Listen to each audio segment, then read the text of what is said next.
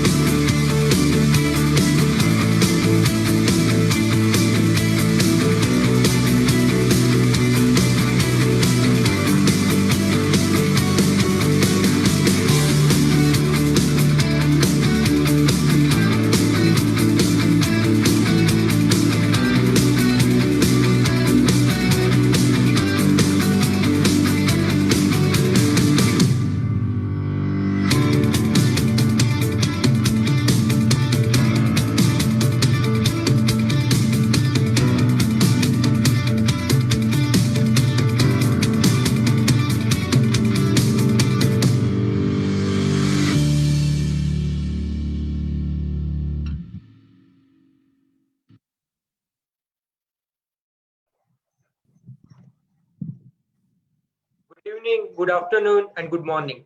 Now take the greetings accordingly as people from different timelines and from all over the globe have joined. Sorry?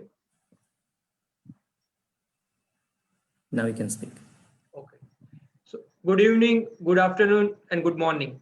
Now take the greetings accordingly as people from different timelines and from all over the globe have joined this meeting.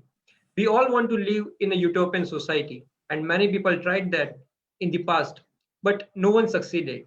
But we, as the Toastmasters, have taken the first step towards it in the form of United Toastmasters, where 10 countries and 11 districts have come together on a single platform where people are not bound by any boundaries and they can share their thoughts with each other as well as they can help others to grow. Before this COVID pandemic, who could have thought that Toastmasters from all over the world can be the part of a single meeting? Now, I do not see any better way of turning this curse into boon. Push yourself beyond your boundaries and make the most out of the situation. These are the qualities of each and every Toastmasters, and we have proved this. This meeting is the live example of that. Now let's talk about Toastmaster International. Toastmaster International is a non-profit educational organization with more than 352,000 members in 145 countries. Now you can imagine the diversity of it and how many people have benefited by joining this organization. Every organization works towards specific mission, and being the member of that organization, we should remember the mission and keep reminding ourselves to achieve desired goals. Now, the mission of the Toastmasters is we provide a supportive and positive learning experience in which members are empowered to develop communication and leadership skills, resulting in greater self-confidence and personal growth. Now, you all might have heard that every day is a special day in its own, and we should live to the fullest. So, I'm going to share some of the speciality of today. So, today is an International Aura Awareness Day. So, International Aura Awareness Day spreads awareness of the human aura on the fourth Saturday in November. The day promotes education about how our physical and mental health affects our auras. Today is also National French Toast Day in USA. So in every year on November 28th, people across the United States, they enjoy National French Toast Day, and it makes a greater breakfast for guests or part of a brunch. Today is also Red Planet Day. So November 28th is the Red Planet Day, a day to celebrate and learn more about Red Planet, that is Mars. The planet is called because it appears red in color. Now, before we start our meeting, there are certain rules and regulations that we follow throughout this meeting. They are as follows. All the members and guests are requested to provide your complete name for identification. The role players are requested to prefix their name with particular role that you are playing. After that, you have to write your name and your country name. Our tag moderators will mute all the members, and member is only allowed to speak when called upon. Whenever someone being called upon the stage or after any speech, we will show our appreciation by silent clapping, keeping our video on, or by showing clapping symbol from the reactions from the bottom of your screen. Speakers must refrain from speaking on median topics like sex, religion, and politics so that everyone can feel comfortable. If you are facing any technical issue or if you have anything to say, please use raise hand option in participants list. Our tag moderators will get back to you on so that we can provide our speakers a very good experience as of our physical meeting. With this, I would like to introduce the presiding officer of today's meeting. So Toastmaster Priya Pariyal is the presiding officer for today. She is from District 82, Sri Lanka. Her favorite quote is, "If you can conquer your mind, you can conquer the world." What a great thought. She has been Toastmaster for the past 9 years and became the club president in 2018. She has successfully completed her ECG and ALS. With this, I would like to call Toastmaster Priya Pariyal with round of applause.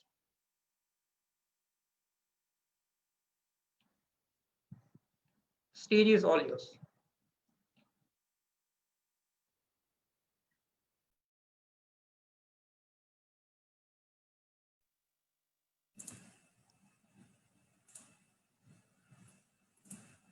Presiding officer, you need to unmute your mic, please.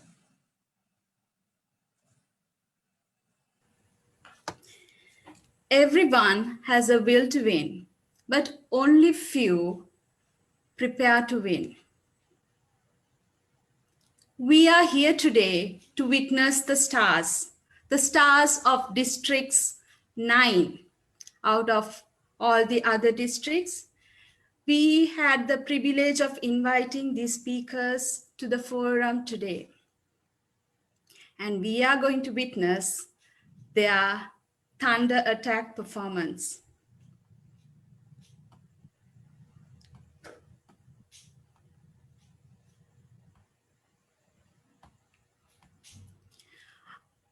As a presiding officer today, I would like to call this meeting United Toastmasters meeting number 6 to order. I warmly welcome all the Toastmasters officials, guests, and fellow Toastmasters on behalf of United Toastmasters. Today, we have few special dignitaries in our forum. we have Region 11 Advisor, DTM Ali Shabazz Ali. Sir, I invite you to share a few words with us. Hello, everybody. Thank you, our presiding officer, for that wonderful opening of this event, which we all wait for. I've been personally witnessing United Toastmasters meetings, I would say, from past few months. And every time I look forward for some speakers coming and inspiring all of us. So happy. That's all about it. Looking forward to the event. Thank you very much. Thank you, Toastmaster. And we have District Director, District 82 in our forum, Madam DTM Noorul Munawara.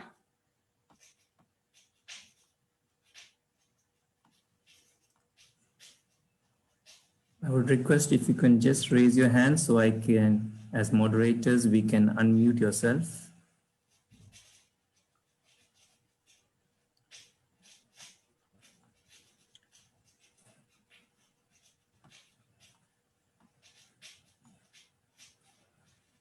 I believe, presiding officer, I do not see the dignitary. You can proceed with the next. And we have DTM Sriyanti Salgadu, District 82, Program Quality Director. And she's an English language lecturer, consultant, certified trainer. Also, she is an academic coordinator for Open University. Madam Sriyanti, will you share a few words with us? Thank you, presiding officer. It's a great pleasure to be here. So this is actually the third meeting I'm attending for the day, but I couldn't say no to you because it was a chance of meeting and greeting a whole lot of Toastmasters from everywhere. This is what technology that we have. So I'm really glad to be here with all of you to encourage each other to make ourselves better and better. Over to you. Thank you, DTM Sriyanti Salgadu, Program Quality Director, District 82.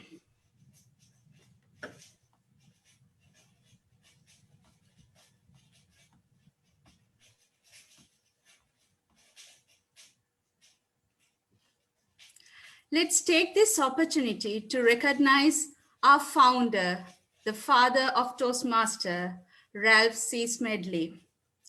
Shall we give a thunderous applause to this eminent personality who is blessing us from above?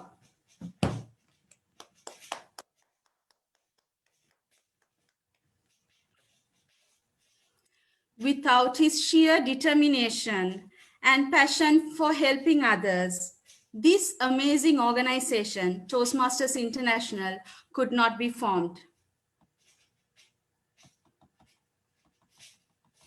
United Toastmasters started as an initiative when the pandemic broke out.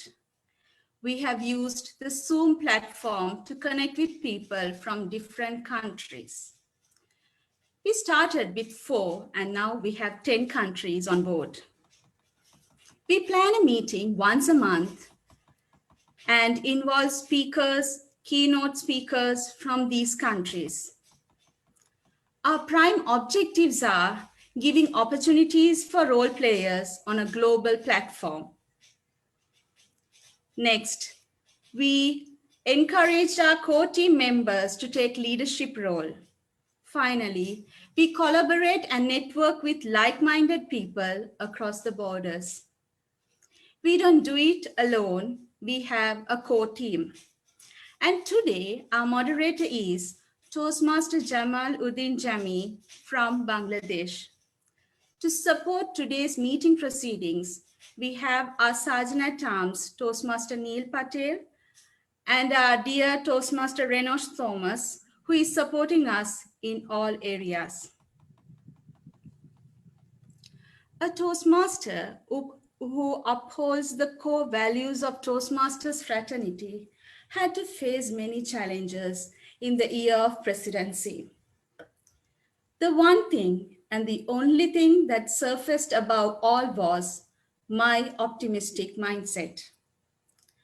As the chief executive officer of my club, I had to remove the negative vibe spread via club communication channels and had to take quick and smart decisions in the best interest of the club.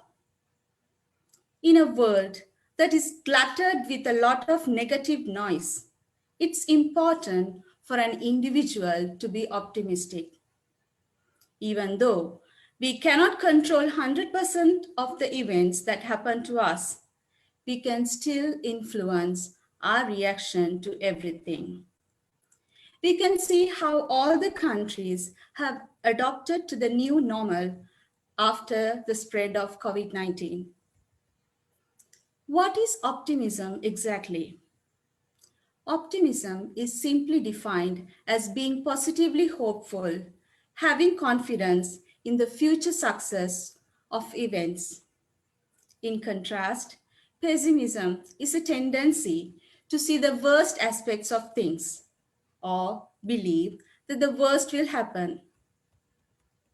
It is scientifically proven that those with an optimistic outlook have better cardiovascular health and a stronger immune system, earn a higher income, and have more successful relationships. Do not fret if you aren't an optimist. Being an optimist is not completely defined by your genes or your upbringing. Instead, being an optimist is something you can train and actually turn into a habit. Isn't this a great news? Let me tell you how to train your mind to be more optimistic. Be a source of positivity for others. Emotions can be contagious. You give a smile to a stranger, the stranger will smile back. Be grateful for what you have already. Practicing gratitude will elevate your mental health. Surround yourself with positive people. Focus on your own success and don't compare. Comparison is the thief of joy. So, if you learn to embrace optimism, you're likely to live a richer, more productive, and happier life.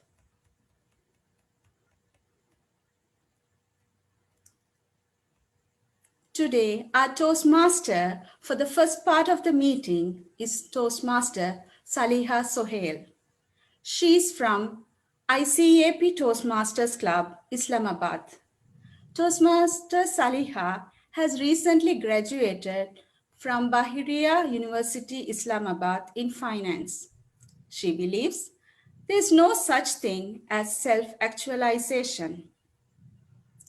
There is always room for grooming, growth, and change. And that is why she is a Toastmaster, so that she can learn by doing and to always keep growing. It's my privilege to welcome the Toastmaster of the day, Toastmaster Saliha Sohail.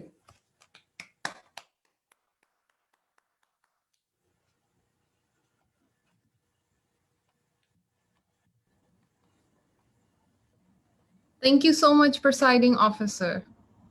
Thank you for this introduction and for this platform to speak on.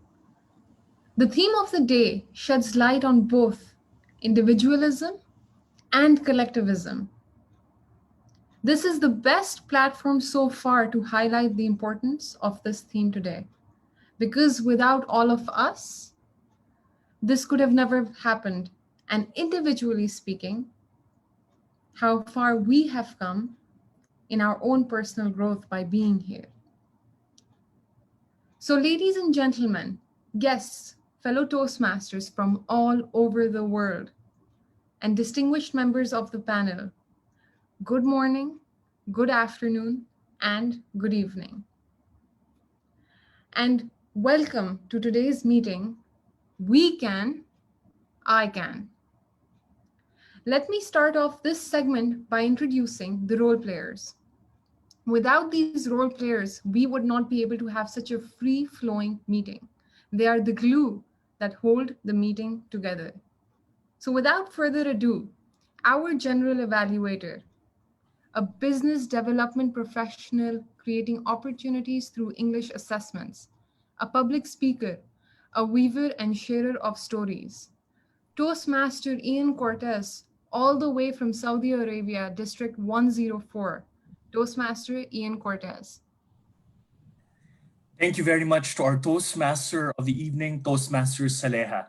All the way from Saudi Arabia, Assalamu alaikum everybody. I am Ian Cortez, a proud member of Jeddah Advanced Toastmasters Club and Comfy Toastmasters Club.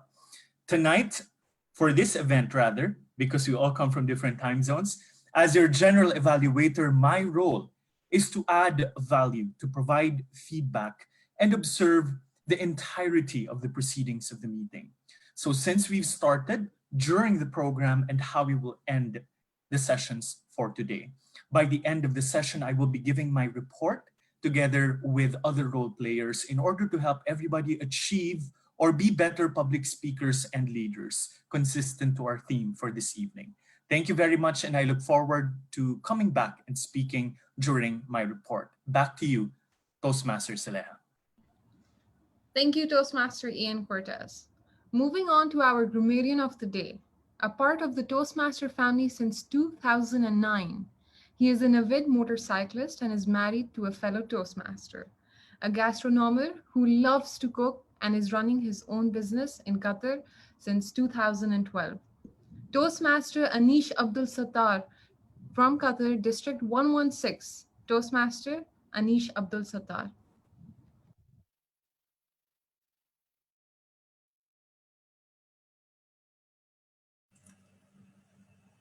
Could you kindly unmute yourself, Toastmaster Anish? My apologies. Thank you, Toastmasters of the Day, Toastmaster Saleha, and good evening, Toastmasters from all over the world, and dear guests. I must add that I met my wife at a Toastmasters club here in Qatar, and then we dated for 3 years and eventually got married. Now, to talk about my role. The main purpose of a grammarian's role is to encourage and commend the good usage of English language by the speakers and other meeting participants. As a grammarian, I have two main responsibilities. The first is to choose a word of the day and to encourage all speakers to make use of it. The word of the day is judicious. It means having or showing reason and good judgment in making decisions. An example, judicious planning can prevent problems later. The other ways the word judicious can be used is judiciously or judiciousness. My second responsibility as a grammarian is to record any notable and improper use of language by speakers during the meeting itself and usage of the word of the day. I will report when prompted by the general evaluator. Over to the Toastmaster of the day.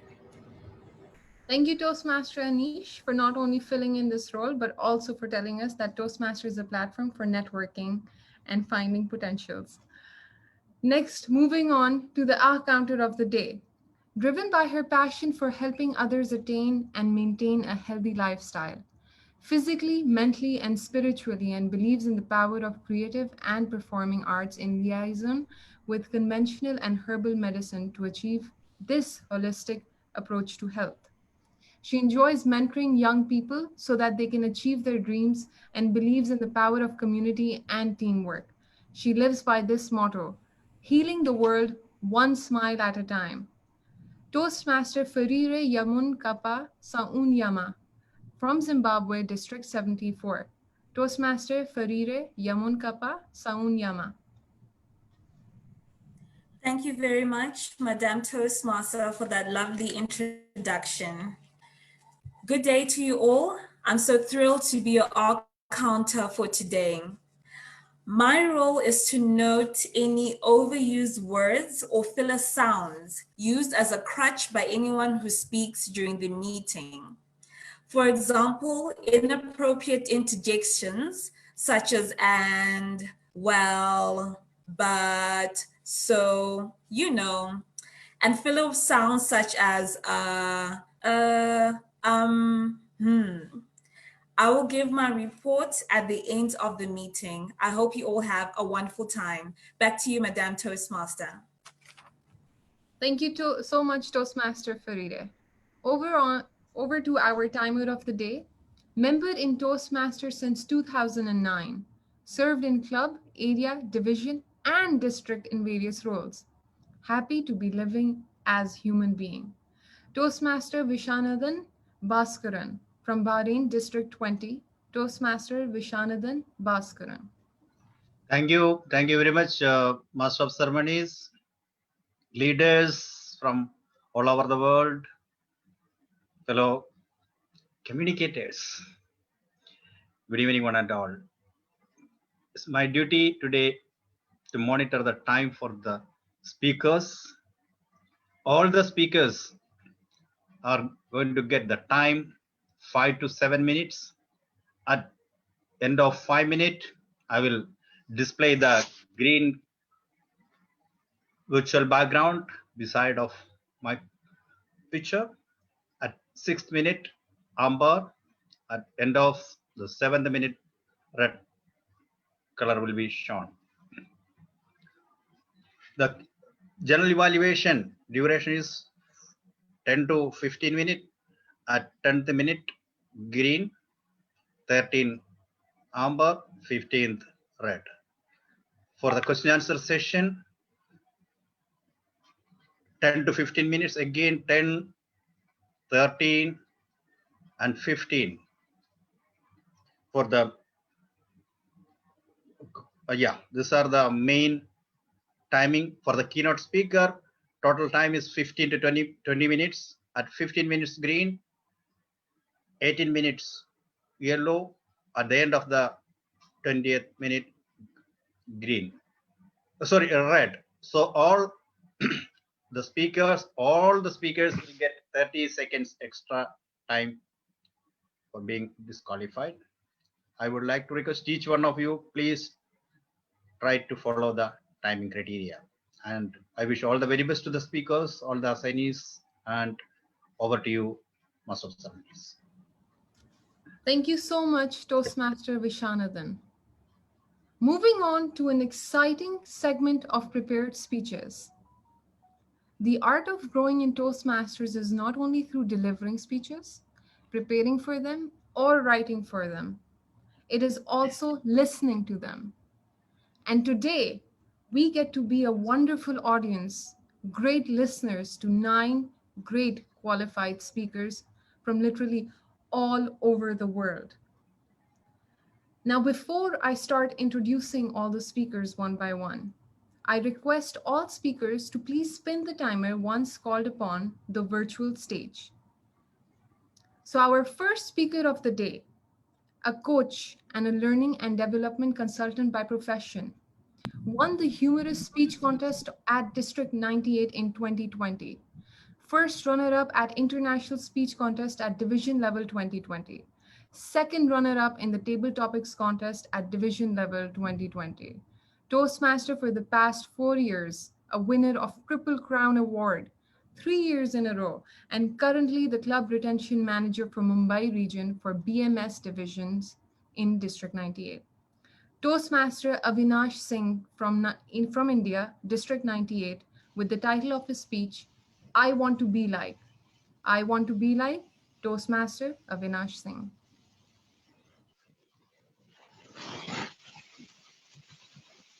Thank you. I had a dream that many people all around the world want to be like. Now, I had heard a lot of times. Toastmaster Avinash. Yeah, sorry, I need able to hear you properly.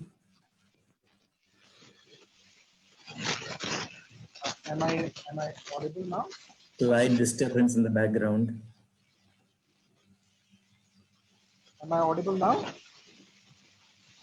Not really, but do you want to try without the mic and see how is it without the microphone? No? Am I audible now? Yes. Okay, great. Okay. Let me start again. So people all around the world, I had this dream that they want to be like Avinash. I had heard a lot of times that nobody is perfect. Nobody. It took me some time to realize that I felt like nobody a lot in my life. In short, I'm the most perfect man in the whole wide world, according to my mother. But growing up, I was not feeling like I want to be like Avinash because there were a lot of better versions. From childhood itself, we are taught to compare ourselves. Have you compared yourself to someone else? Or you want to be like someone else? Madam Toastmaster, and everyone who wants to be the best in the world, stop comparing. Now, when I was young, I wanted to be like Superman. I kept telling myself, believing is seeing, believing is seeing, believing is seeing. I leapt from an empty drum on the terrace towards the sky. And I was airbound for whole 2 seconds. And then thud. When I opened my eyes, I could see white robes all over. There was white light coming from above. Am I in heaven? Or is it Krypton? But then those were just doctors. After 7 stitches, I was as good as new. The Superman was educated out of me. I had more complicated comparisons to deal with. Like our neighbor's son, Fluffy, who had a dog named John. Now my parents wanted me to be like Fluffy because he used to study and do revisions. Who does revisions? Now Fluffy went to the Air Force and I went to the community college. But I had this dream that I want to be someone famous. So I came to my house, told my dad, Dad, I want to be like Steve Jobs, Bill Gates, Mark Zuckerberg. And the only way to achieve that is to drop out of college. I'll surely be one of them. My dad thought for some time and said, or you could be Nandu. Dad, who's Nandu? Exactly. Now, I graduated in industrial chemistry. I always thought I wanted to be an actor. And then I joined call centers. Do you see a pattern here? Now, in call centers, they said that if you want to be like an American, change your name. So I chose Nash Jackman. Like the actor Hugh Jackman. Oh, he's Australian, but that's okay. I wanted to be like him. Now Shakespeare might be turning in his grave, hearing to my manager, stating that only by changing the name, an Indian can be an American. What's in a name? For my manager, everything. Now, after a lot of great career choices like call centers, acting, sales, marketing. I thought enough is enough. I need a new and stable girlfriend. Now I am tall, dark, and handsome among all the people in my building. But I wanted to be the greatest romantic ever, better than what Paris was to Helen, what Dante was to Beatrice, what Mark Antony was to Cleopatra. Somehow, I got the love of my life, but not a job. To get married, I needed a job. So I thought, let me see. Let us tell people what not to do and how not to lead a seemingly insignificant life. So what did I do? I became a trainer and a life coach. And I quickly understood that I had only two choices before getting married. Either I can be right or I can be happy. After 11 years of marriage, I can tell you that I am a happy, happy, happy man. Ask her, she's always right. Now, she is a psychotherapist. You didn't see that coming, did you? Now, she helped me realize that comparing is what's stopping me to get to my greatest potential. It took me some time, but I realized that too free of cost. Perks of marrying a psychotherapist. Now, all my life, I try to compare myself to others, but eventually I realized that life is not about being someone else. It's about finding yourself and being the best version of who you are. If that doesn't work, go to the last best version that worked. Now, from experience, I can say the quickest way to this realization is to marry a psychotherapist. But you can try meditation, you can try mindfulness, or you can try contacting me. I'm a life coach. And I have realized that I want to be the best version of Avinash. And you should too. Not Avinash, whoever you are, the best version of yourself. Over to you, Madam Toastmaster. Thank you so much, Toastmaster Avinash, for taking us on a journey and telling us to be ourselves. Now, 1 minute silence for the audience to give feedback in the chat box below.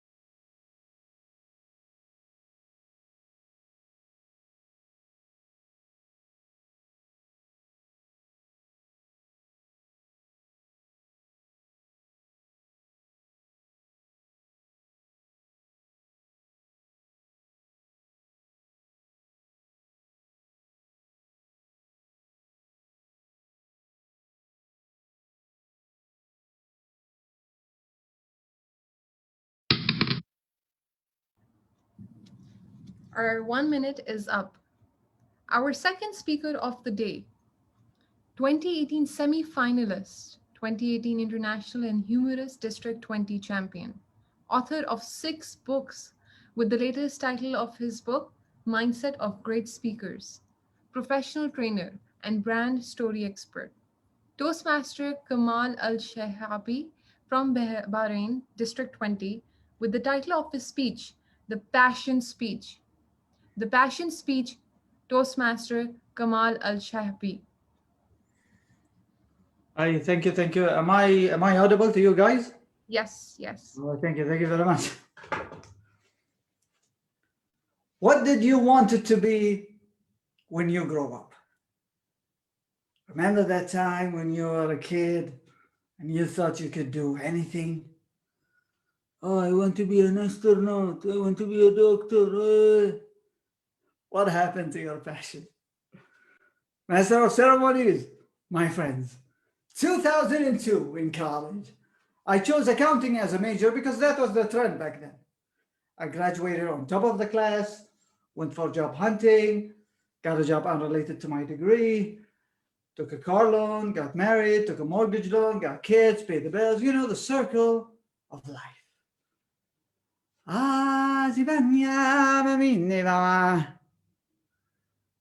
Honestly, it was a nightmare. What if your passion becomes your nightmare? You know, I was always passionate about chess. So I decided to be a chess grandmaster. I participated into a local chess competition in Bahrain. And my first match was against this 9-year-old kid. I mean, look at him. Piece of cake, trophy, here I come. The match started and I was playing white, so I got the first move. And I did one of the most ancient opening in chess history. It's called the Queen's Gambit, where I sacrifice my own pawn to gain the central control. What a dazzling opening. The kid smiled, took a sip of his green tea. Within 5 moves only, checkmate. I lost the match. The kid stood up and shook my hand. Sir, follow your passion. Keep on going and never give up. Eventually, my passion became just a hobby. What if your passion becomes just a hobby? Then I wanted to be a stock trader. Legend has it in Wall Street, Manhattan, there is an old statue of a charging bull. If you touch it from behind, you will become rich. So me and my best friend Hamoud, we went straight to New York, Manhattan for a vacation. And I finally found the great bull of Wall Street. I placed my hand on its behind. For 20 minutes, I ain't taking any chances. Hamoud, take a picture. I piled all my life savings into the US stock market in 2008. And I went back and forth for 2 weeks touching this old bull. But, and that was a big but, the whole world economy collapsed. And I lost all my money. I called my broker and I was like, hey man, I need my money, I have kids, man. Sir, follow your passion.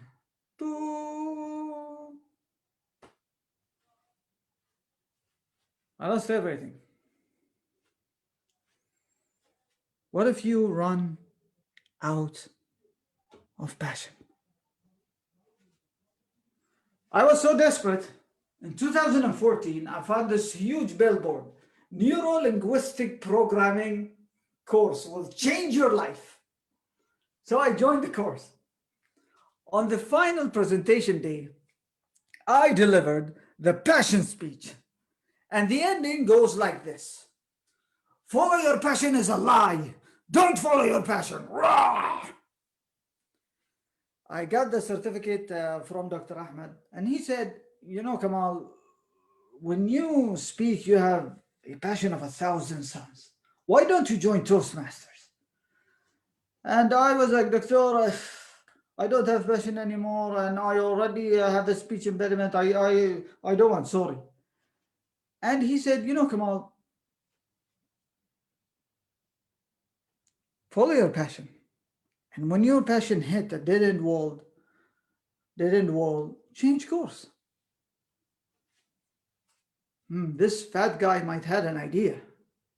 You know, so the next week I joined a local Bahrain Toastmaster club.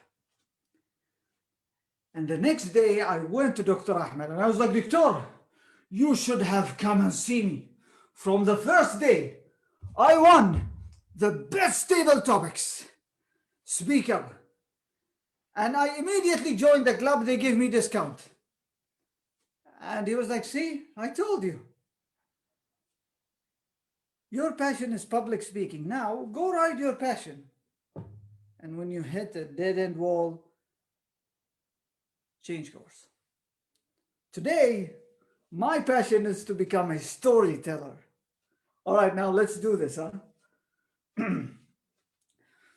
Once upon a time, there was a kid who followed his passion and kept on going. And then followed another passion and kept on going. And then followed another passion and kept on going. And then followed another passion and kept on going. The passion speech has a new ending. And it goes like this. Your passion can change your life. But also, your life can change your passion. Back to you. Thank you, Toastmaster Kamal, for telling us to change our course when we hit a dead-end wall. 1 minute silence for the audience to give feedback in the chat box below.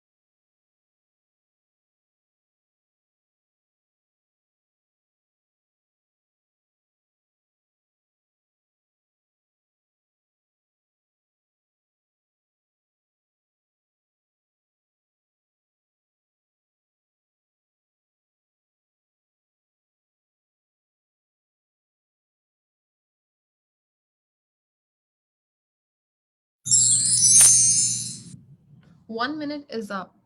Moving on to our third speaker of the day, finalist of the World Championship of Public Speaking 2015, semi-finalist at the World Championship of Public Speaking 2018, Toastmaster since 2013 and currently the president of Ralph Toastmasters. Toastmaster Arfat Salim from Sri Lanka District 82 with the title of his speech, Left Behind. Left Behind, Toastmaster Arfat Salim.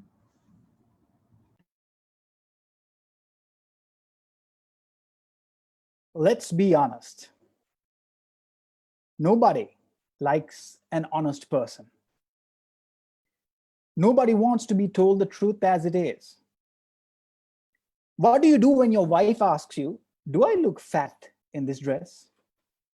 Even if it does make her look fat, if you're married, you know you're asking for trouble for one whole decade.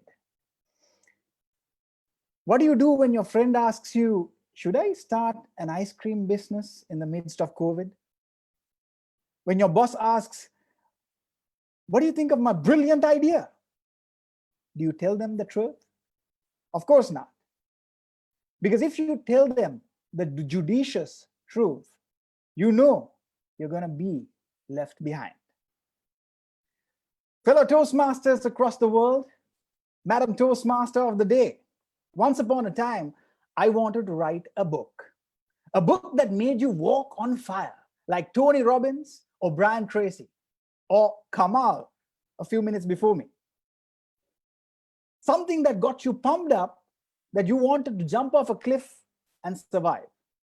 A New York Times bestseller, my face in the cover of People magazine. I was 16 when I had this dream, so I sat down in front of a computer, opened a blank Word document, shot out the first few sentences. When mom called, when in the world are you going to clean your room? Now, my room looks like the Amazon forest. It gets destroyed every day.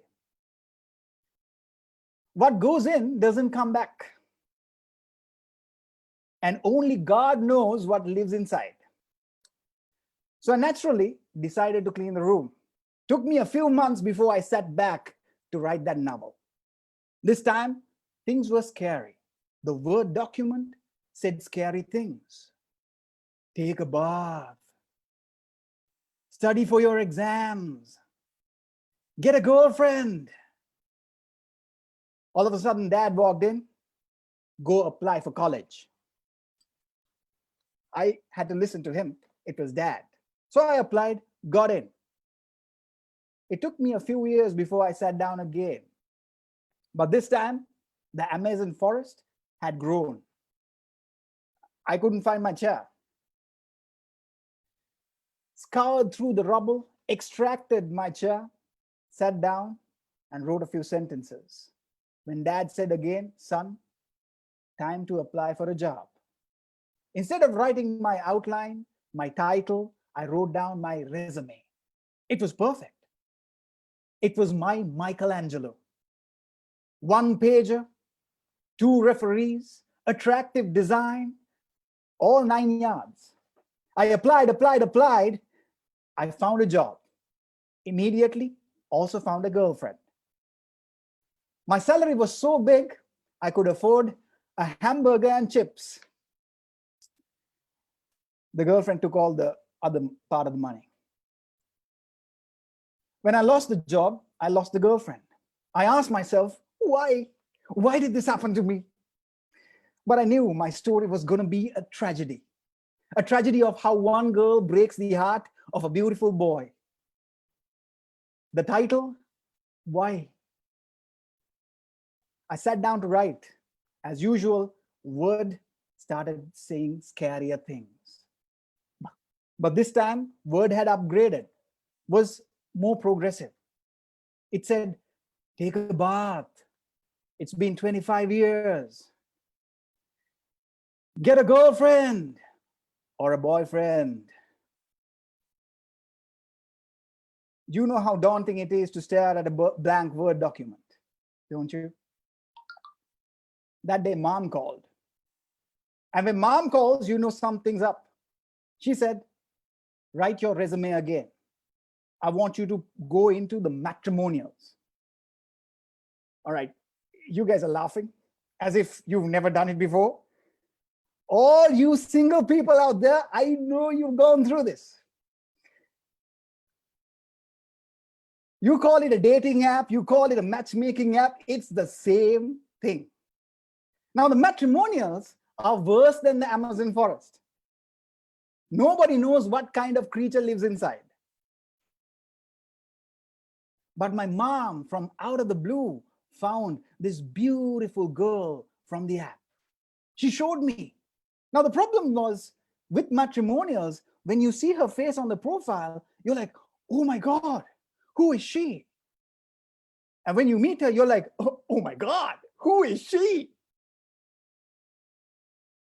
She had written her profile as if she was an angel from heaven. When I met her and spoke to her, she sounded like a pirate from the Caribbean. I decided life sucked. My novel was going to be about a talented boy who no girl loved and was left behind. As I was scrolling through Facebook to find further inspiration of the story, I got a friend request from a girl. Now, when an attractive girl sends a single man a request on Facebook, it's like the Halley's Comet. Occurs only 75 years, every 75 years. So I jumped at it. Instead of typing my novel, I said, hi on chat. She immediately replied. In a few months, we were dating. I fell deeply in love. I knew my novel was going to be a love story.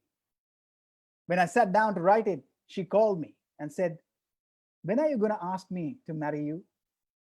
So I stopped everything and I said, and I popped the question, She said yes. And we got married on a Sunday evening under the stars. Moved to the suburbs, bought a beautiful house. I even got a table to sit down and write that novel, finally.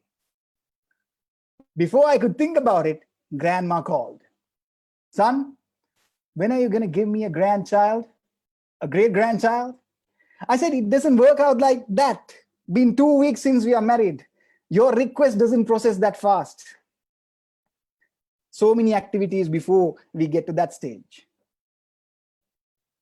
But ladies and gentlemen, my novel is still not done. It's been so many years. I didn't make it happen, but life happened. This is what we fail to do, isn't it? I'm sure all of you have had one dream that you kept pushing back because life kept happening. Think about it. What have you left behind? Remember, you may postpone your dreams, but life will never postpone itself. When you postpone your dream, it is you who are left behind. And that is the judicious truth. Back to you. Thank you, Toastmaster Arfat Salim, for taking us on your journey of what you left behind. 1 minute silence for the audience to give feedback in the chat box below.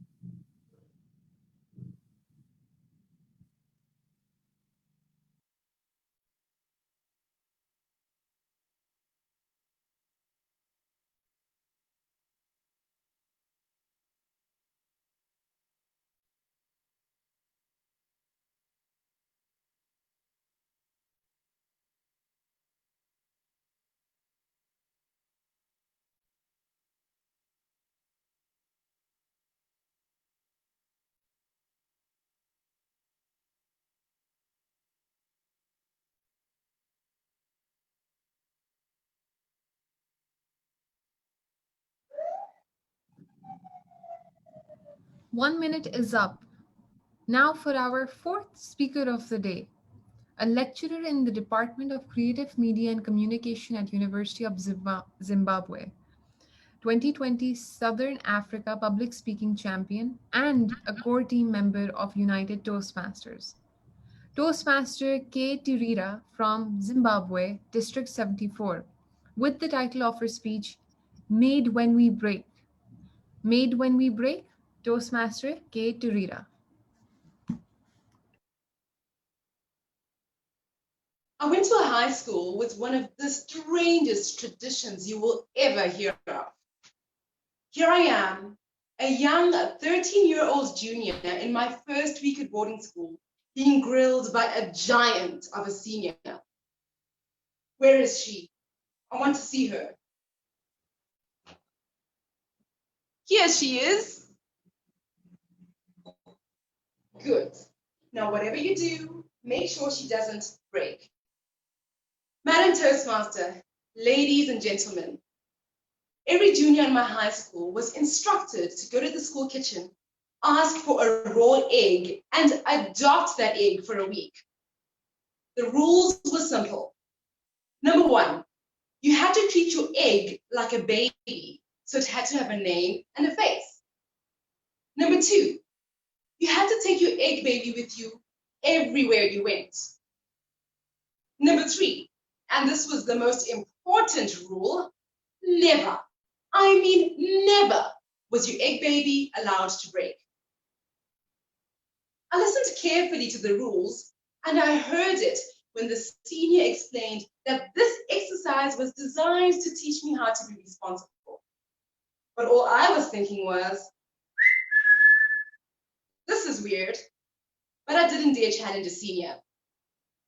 I decided to call my egg Meg. Meg, the egg. On the first night with Meg, I wrapped her up in layers of tissue and I put her into a shoebox. The next morning, after I had presented her to the senior during inspection, I decided that I wasn't going to take her with me to class. After all, this whole thing was ridiculous. Why were we even doing this silly exercise? So I took Meg and I was about to put her back into the shoebox until I caught a glimpse of her face. She was just too cute that I just had to take her with me. I mean, seriously. You try saying no to that face. It wasn't until the last class of the day that I remembered that I had taken Meg and put her in my bag. It was physics class, and the teacher was explaining the laws that define the breaking point of an object. That's when my thoughts drifted to Meg. She must be in so much danger in my bag. There were a whole host of things in there that might harm her. My ruler might slash her, my pencil case might crush her, and oh my goodness, my history book might, well, make her history. I just had to get her out of there. Just as soon as I had rescued Meg from my bag, the bell rang, signaling the end of the school day. And just then, one of the boys in my class bumped into me and whoa! We almost lost her. Almost. That was close. For that reason, I decided to hold Meg in both of my hands for my journey back to the dorm room. When I got there, I gently placed her tiny body on top of my cupboard. I just wanted to admire her. She was in great shape, so I was obviously doing an excellent job of looking after her. I spun her around just to make sure that there were absolutely no cracks, then splat.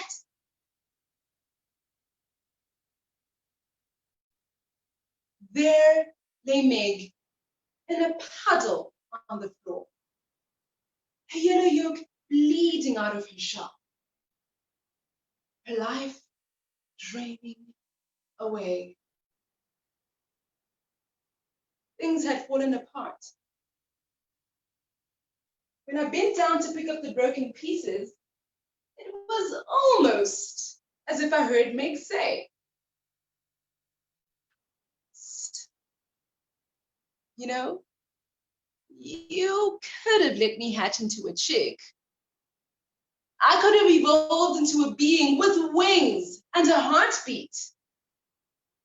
Instead, here I am, splat on the floor. Meg was right. You see, an egg, it will break. That's a given. But it's what happens afterwards that's important. Meg had broken down into a mess, but Meg could have broken through and hatched into new life. Just like an egg, we will experience brokenness at some point in our lives. That's a given. Look around you. Because of the coronavirus, the world itself feels broken. On a personal level, you may have experienced a painful breakup, a heartbreaking loss, a broken family, broken promises, or being plain old-fashioned broke. But when any of these things happen to you, choose not to break down, but choose to break free. Break the cycle, break the silence, and break out of your shell. For that, ladies and gentlemen, is how you will break through into new life. The strangest school tradition was designed to teach me how to be responsible. But it ended up teaching me the greatest lesson of all. Life can break you, but breaking can give you life. Madam Toastmaster. Thank you so much, Toastmaster Caterina. Might I say, what an excellent speech. 1 minute silence for the audience to give feedback in the chat box below.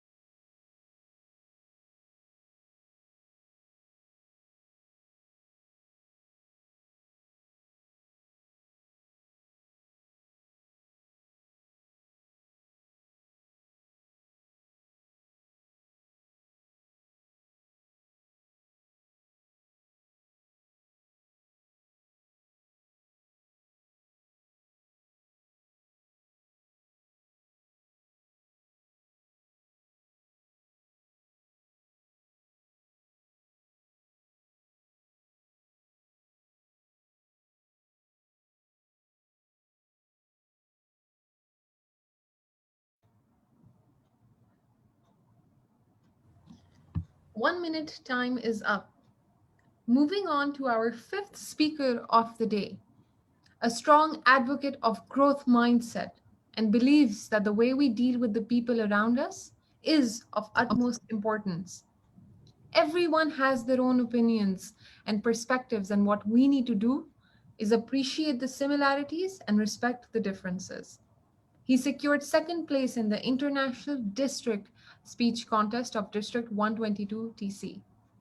Toastmaster Athar Ahmed from Pakistan, District 122 TC, with the title of his speech, Growth Mindset. Growth Mindset, Toastmaster Athar Ahmed. You and I have a mindset that is not very different than a huge elephant tied to a tiny rock. We all are the prisoners of our own mind. How many people can use this pencil at a time? For those who are saying one, how about now? This productive thought process of breaking this pencil into two is the result of a growth mindset. Master of the ceremony, fellow Toastmasters, and beautiful, handsome, and judicious audience. Back in the days when I was young, I'm still very young, very much single and ready to mingle. But when I was very young, I fell in love. Please meet the love of my life, the beautiful cashierless shopping counter. Beautiful, isn't it? So much love there. Carol Dweck, in her book Mindset, The New Psychology of Success, explains that generally either people had a fixed mindset or a growth mindset. Now, people with the fixed mindset believe that their basic abilities, talents, and intelligence are their fixed traits, and that cannot be improved. On the other side, people with the growth mindset believe that their basic abilities, traits, and intelligence can be improved through effort, persistence, and learning. So coming back to the love of my life, I went along with my co-founder to present this competition, to present this thing in a startup competition to more than 20 industry experts. So here comes the first expert. Hi, young man, what is your big idea? Good morning, sir. My product is a cashless shopping counter. It displays all data on the screen. You choose the item, insert the cash, take the bill, pick the item, and leave. But I want this device to return me my change. And saying this, the expert left.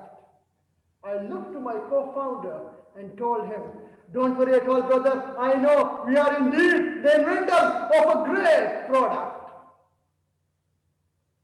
Here comes the second expert. Hi, young man, what is your big idea? Good morning, sir. My product is a cashless shopping counter. It displays all the items on the shop on the screen. You choose the item, insert the cash, take the bill, pick the item, and leave. But I want this device to accept my credit card. And saying that, the expert left. I looked to my co-founder and told him, don't worry at all, brother. We are indeed the inventors of a great product. Here comes the third expert. So young man, tell me, what is your big idea? Good morning, sir. My product is a cashless shopping counter. It displays all that on the shop screen. You choose the item, insert the cash, take the bill, pick the item, and leave. I'm sure you all have guessed what the expert said and did. But this time, as I looked to my co-founder and was about to open my mouth, my co-founder looks at me and tells me, I know, brother, we are indeed the great inventors of a useless product.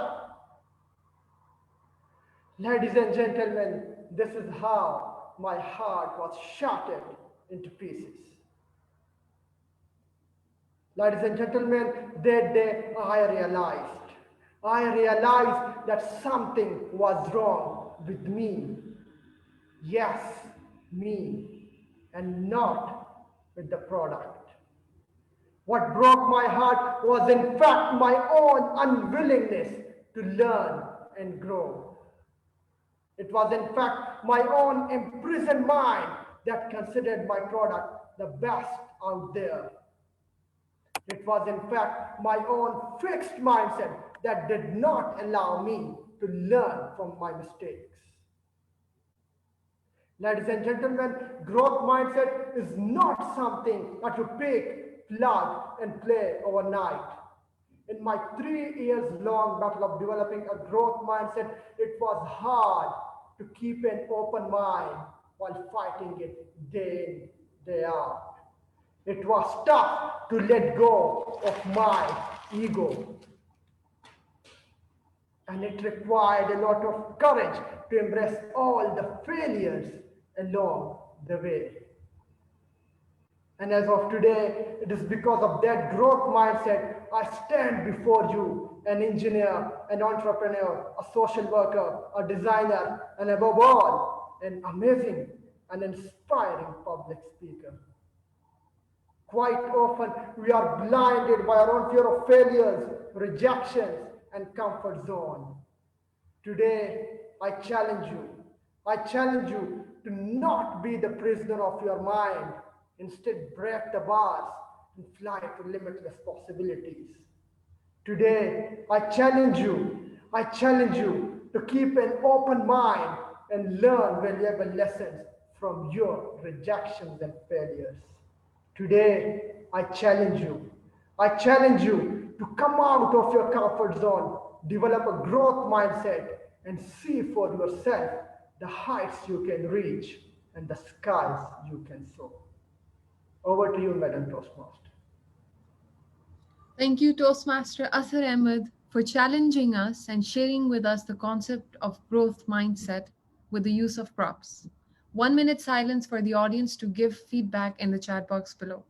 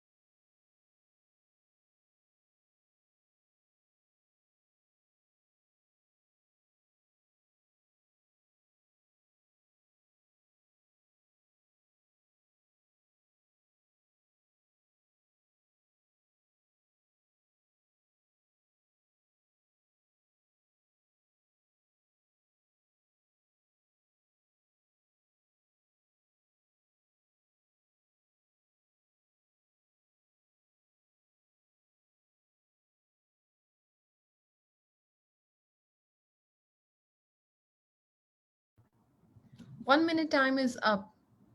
The next speaker of the day, unfortunately, was unable to make it today due to technical difficulties. Toastmaster Nisha Shivram from Qatar was unable to join. So, moving on to our sixth speaker of the day, a district champion of International Speech Contest 2020 for District 41, a writer by heart, and a business graduate by education. She enjoys writing, reading, learning, and sharing new things. Toastmaster Alpha Mia Shakia from Nepal, District 41, with the title of her speech, Reopen the Box.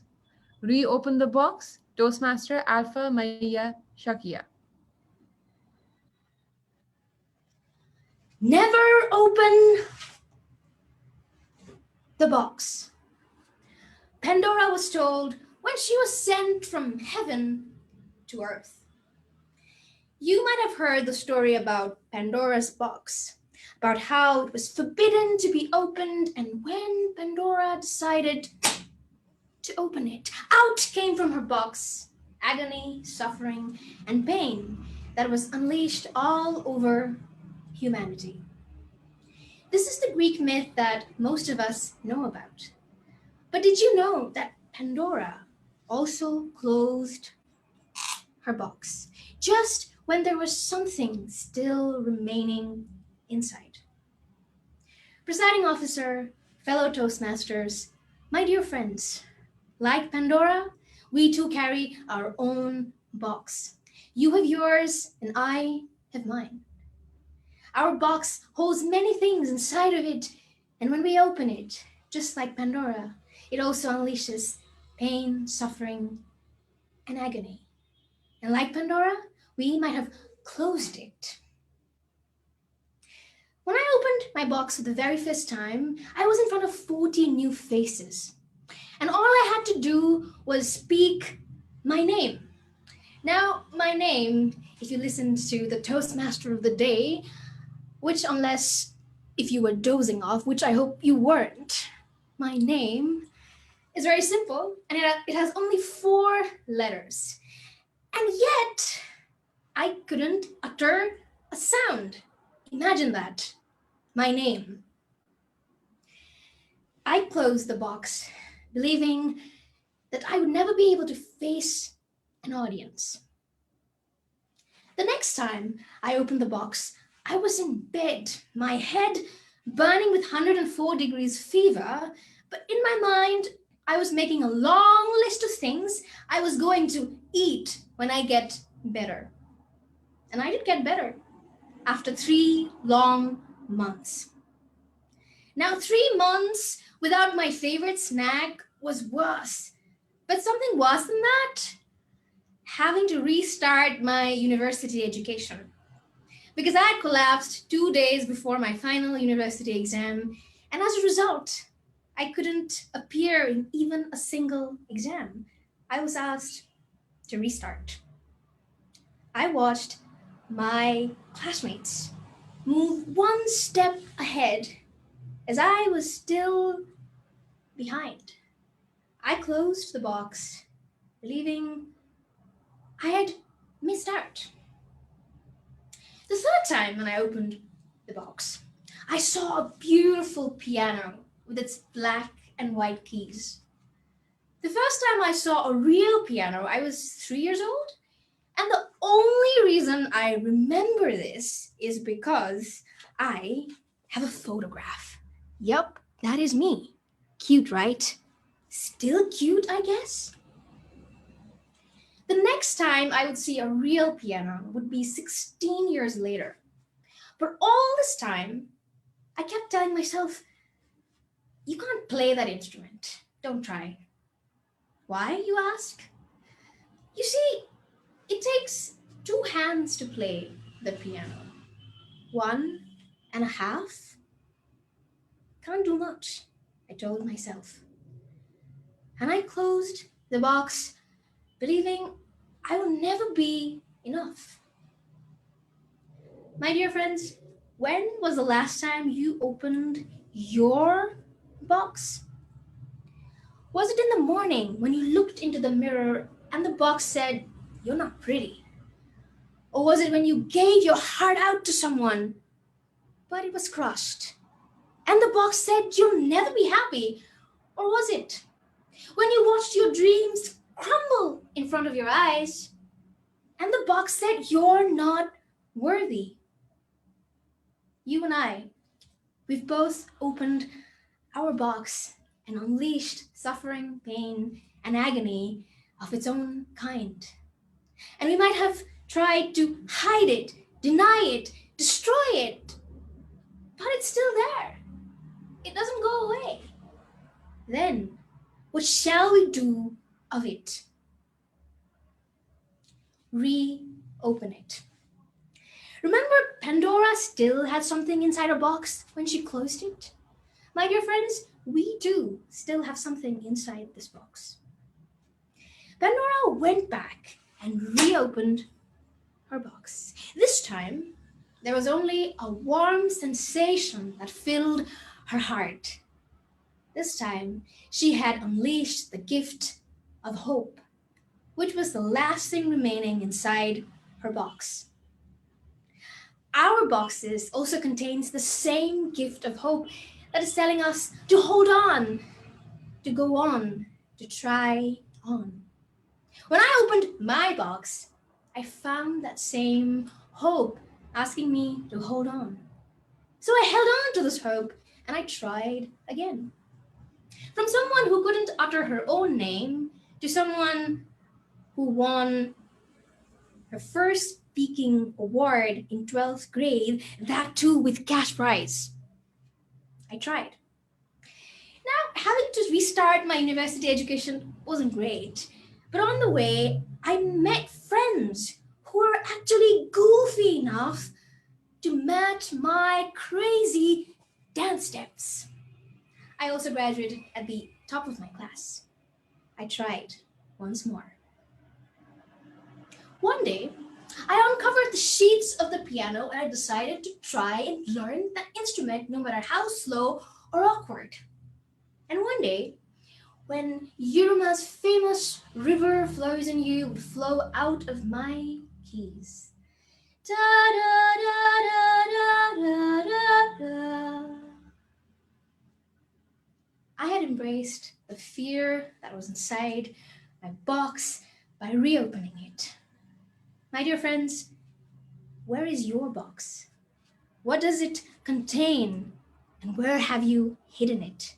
The small ones, the big ones, the heavy ones, the not so heavy ones.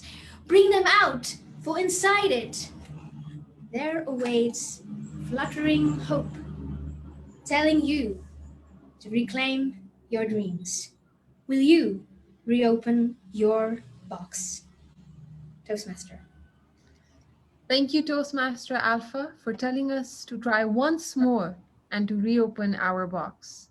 1 minute silence for the audience to give feedback in the chat box below.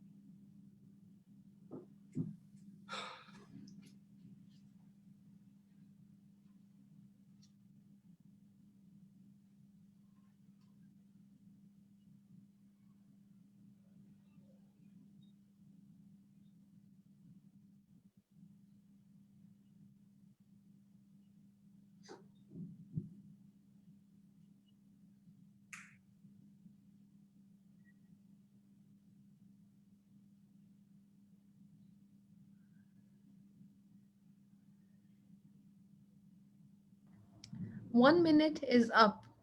Now for our seventh speaker of the day, a winner of Golden Peacock National Training Award 2019 for MSD Pharmaceuticals, where he works as an L&D manager. Recipient of Asia Pacific Excellence Award in the category on Build Talent.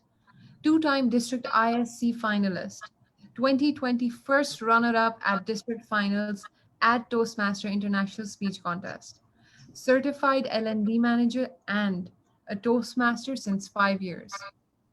Toastmaster Samuel Wankhede from India, District 92, with the title of his speech, Daddy, Where's Mom?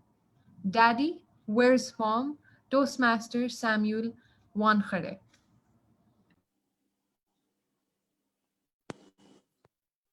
I pick up my phone, I dial home, and if my father answered that call, I would say, hello, hi, Daddy, Daddy, it's me.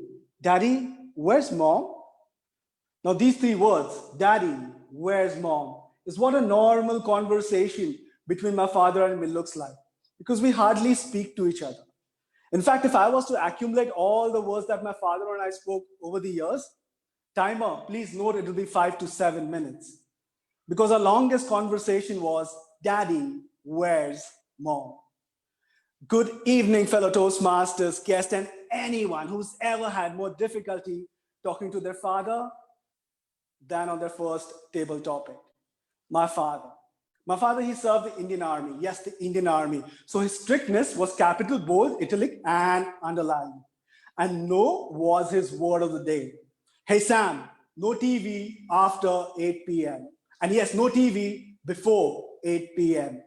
So that's my father. He just loved to make some strange rules, like HR.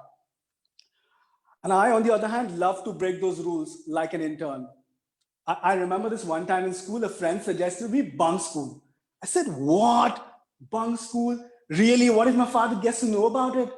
But you know, these friends, the missionaries of bad habits, they have this one common line, bro, nothing will happen, bro. I've done it so many times, bro. Nothing will happen, bro. I said, then okay, bro, and bunked my school for the very first time and the only time. Because there was that informer in my class, Chandrasekhar. Now, Chandrasekhar had an unusually long nose, which he would often use to poke into others' business. So after school, he went to my mom and he said, Auntie, Sam, no, he did not come to school today. I'm sharing this information with you because I think it's the right thing to do. Now, unknown of this interaction, I reached home. And as that bro said, nothing happened. The whole day passed, nothing happened. We had dinner, nothing happened. But after dinner, something happened. My father, he walked up to me and said, so Sam, how was your day at school today? Now, for most of my academic years, my father did not know which class or subject I was studying. So how was my I also knew that his feet is heaven. I also knew that beneath my father's feet were slippers. Sorry, Daddy. No, Daddy. Sorry, Daddy. Hey, but technically speaking, I was dodging shoes long before some other world Indians were. Indian parents. However, one day he surprised me with his act of kindness. 10 board exam, the most overrated exam. I felt sick. I had time to prepare very well for the to fail, and the pressure was absolutely suicidal, anxious, unprepared. A 15-year-old me was about to enter the examination hall. And just then, I felt a hand on my shoulder. It was my father, and he said, hey, listen, Sam, if you don't want to appear for these exams, it's okay. Huh? I'm sharing this information with you because I think it's the right thing to do. And I did not appear for the rest of the exams. A lot of my relatives, they were concerned. Hey, Sam, how did you miss such a crucial exam? But I did not give up exactly what you're thinking. I did not give that about what they said because my father was okay with it. A few years from then, and some years ago, I got married. Now look, I am a Christian and my wife, she is a Muslim. And as expected, there was a lot of opposition for our marriage. But guess who was the first one to accept and acknowledge our relation? My father. And thanks to him, I'm married to the girl I love. We got married. I found a new job in a new city, Bangalore, whereas our parents were chose to stay back in Bombay. Now days went by, weeks went by, months went by, work was busy, and out of nowhere, I received a phone call. My father, quite unusual of him to call me. Hello, hi, Daddy, what happened?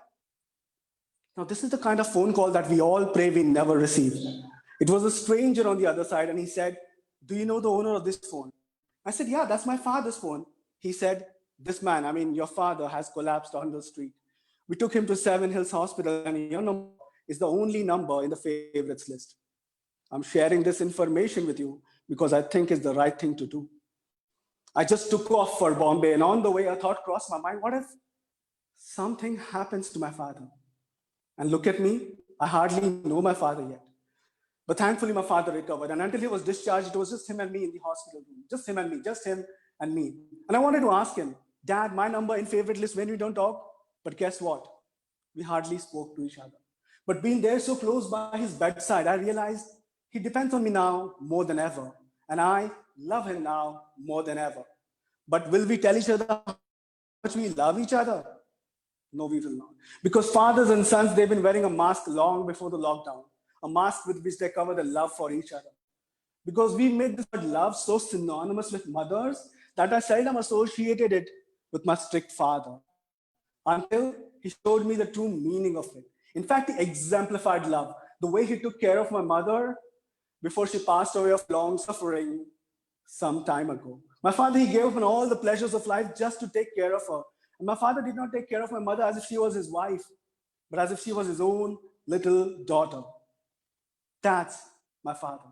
My father's love, it's like air is there, but I just couldn't see it because I chose to see a strict military man until I became a father to a beautiful, gorgeous, lovely little girl, my own flesh and blood, the apple of my eye. My daughter, she was growing and she turned 3 years old. We enrolled her into a school. Now, parents, do you remember your child's first school? Well, I remember it distinctly. When my daughter left the protected walls of our home and she entered her school gate crying. She was crying. I was crying. My wife, no, she wasn't crying. She just rolled her eyes. I was anxiously waiting for the school to get over, and finally the school bell rang. There were hordes of parents at the gate. So I left my wife in the comfort of her car. I came back. I pushed some parents. I shoved some parents. I was looking for my daughter. I saw her. I looked at her. She looked at me. I wanted to hug her. She came running towards me. I picked her up. She gave me her bag and I said, "Darling, I was waiting for you. Darling, I love you. Darling, I missed you." And I was expecting her to say, "Daddy, I was waiting for you. Daddy, I love you. Daddy, I missed you." But she said, "Daddy, where's mom?" And at that moment, years of being repulsive to my own father, I realized that I understood my mother when I was kicking inside her womb, but I understood my father only when I became a father. Toastmasters and guests, I'm sharing this information with you because as a father, I know it's the right thing to do. Toastmasters of the day. Thank you, Toastmaster Samuel, for telling us there is more in our parents' hearts deep down, always. 1 minute silence for the audience to give feedback in the chat box below.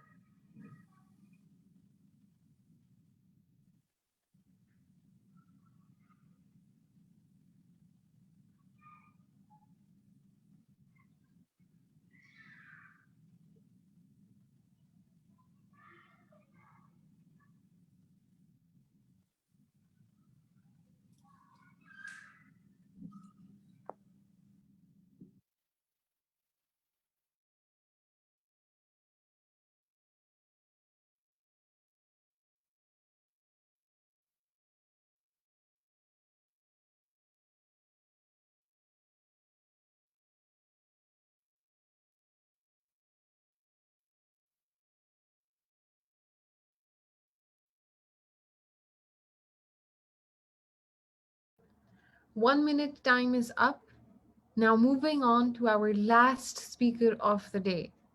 District 79 International Speech Champion, four-time district runner-up at District 20, a Toastmaster for 17 years, passionate short film director, cinematographer, writer, actor, and founder of the online talk show Rock Bottom Stories. Toastmaster Rafiq Ahmed from Saudi Arabia, District 79, with the title of his speech, I Love You. I Love You, Toastmaster Rafiq Ahmed.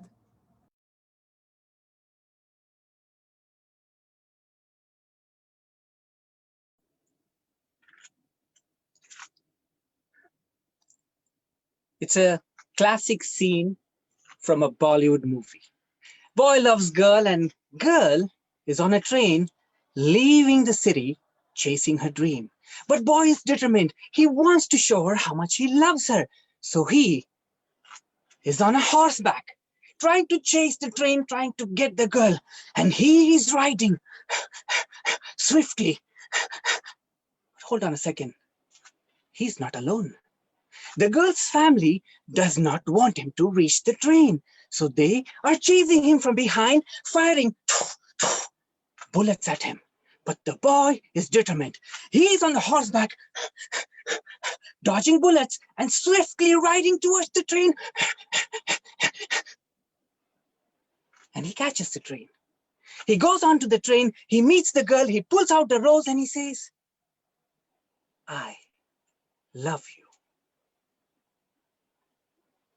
Are you willing to chase the train to show your boyfriend or your husband how much you love him?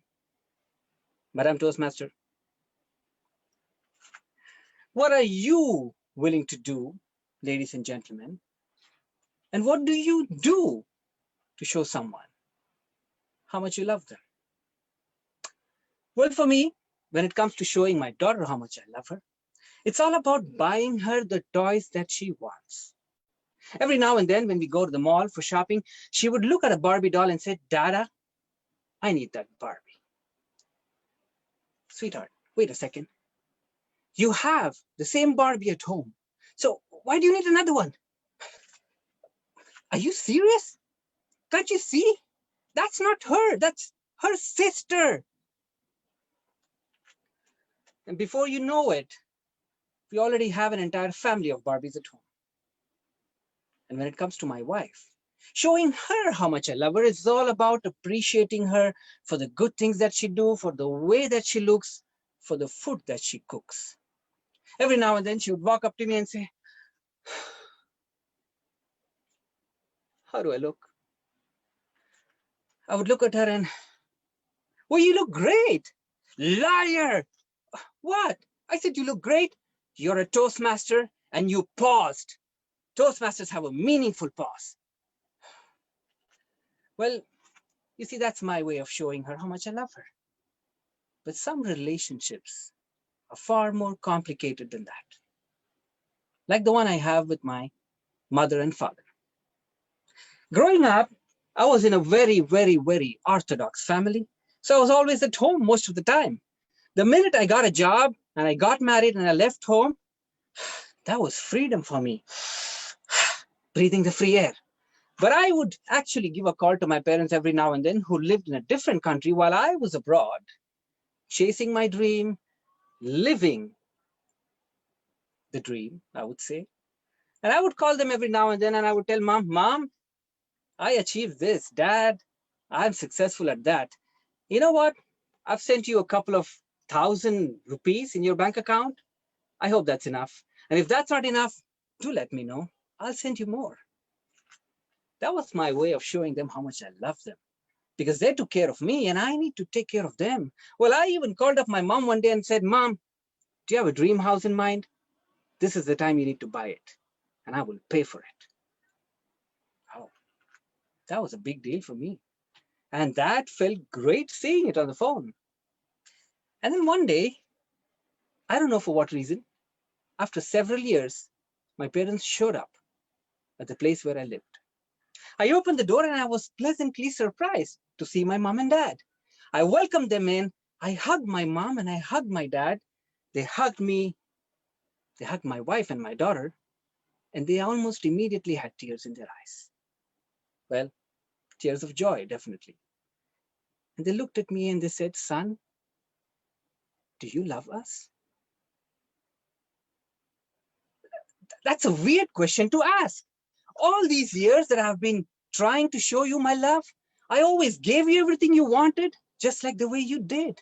And I'm even working on getting your dream house, and you come here all the way to visit me to ask me this? That if I love you? Wait a second. What do you mean? Son, don't you realize it's been 10 years now since you left home, and you haven't visited even once? We were just thinking maybe you don't love us anymore. 10 years. And for them, showing them how much I loved them was about visiting them, showing up at their doorstep every day, once a week, once a month, or even once a year, meant a lot to them. Ladies and gentlemen, does it take us all that drama that we see? Do we need to mount ourselves on a horseback and chase a moving train and pull out a rose and find that perfect moment to show someone how much we love them? Or is it the simple acts of just being there when they're expecting you to be there can actually show them how much you love them? Maybe all that drama of chasing the train, dodging the bullets is not needed. But when you want to show someone you love them, you don't have to buy a gift or a card or do something great that no one else has done for them, because the simple act of just being there for them can make all the difference. And when you're there with them, don't forget to tell them, I love you, because that will make all the difference. Back to you. Thank you, Toastmaster Rafiq, for telling us that we do not need all that drama for that perfect moment. 1 minute silence for the audience to give feedback in the chat box below.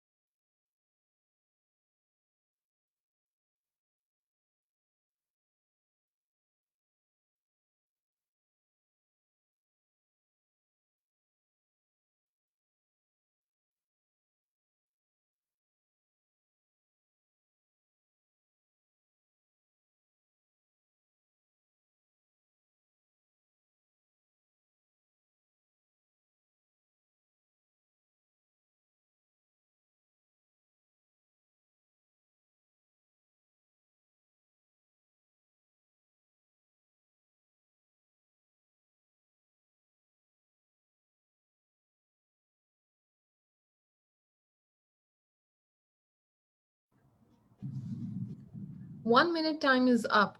This brings us towards the end of our prepared speeches segment.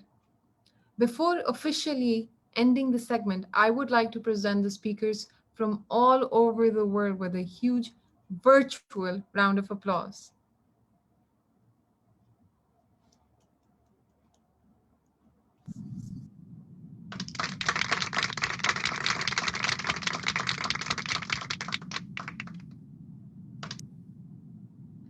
Thank you for being such a wonderful audience. And please continue on doing so as I hand over to the next Toastmaster of the day. He is an NDP Youth Ambassador, motivational speaker, multi-award winner, mentor, philanthropist, CEO, core team member of United Toastmasters. Ladies and gentlemen, please welcome Toastmaster Lubabalo Taibosh from South Africa, District 74. Toastmaster Lubabalo.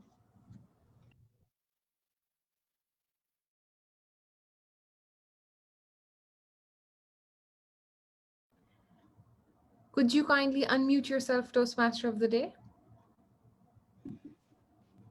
If everyone moves forward together, then success takes care of itself. Those were words from Henry Ford, and indeed, in line with our theme for our meeting today, we can and I can.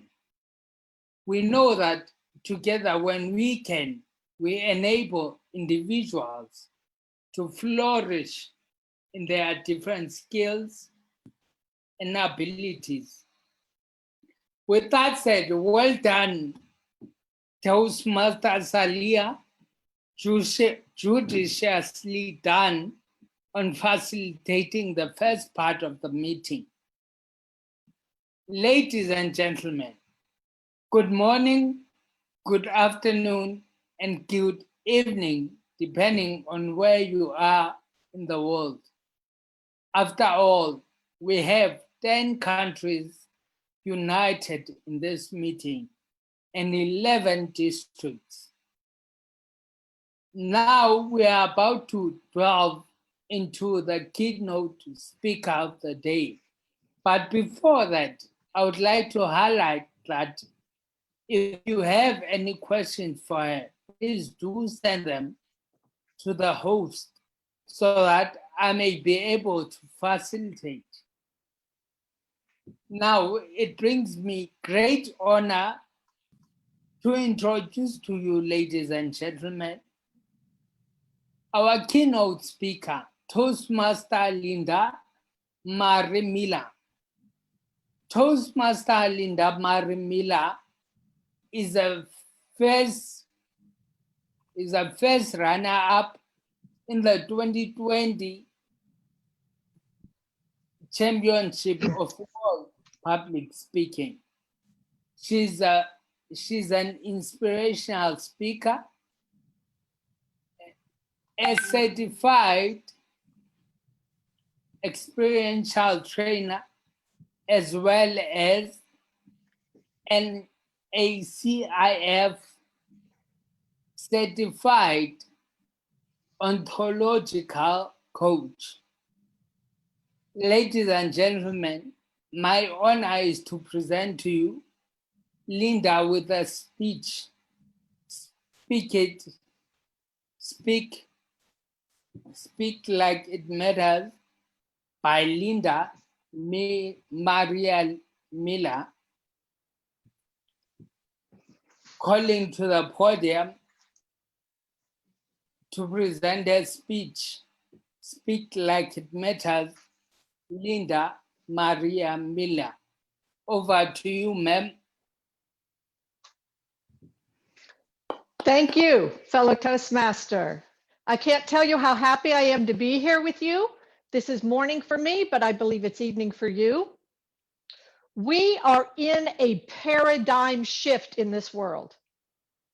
A paradigm shift is an important change that happens as a result of some crisis, where everything that you did before is now done differently. A crisis, a revolutionary change, and a new world. Everything has changed. How we work has changed. How we socialize and connect with each other has changed. How we speak, and more importantly, who we speak to has changed. There is no way prior to COVID that I would be speaking with you today. I wouldn't have heard those amazing speeches. I wouldn't be able to share my message with you today.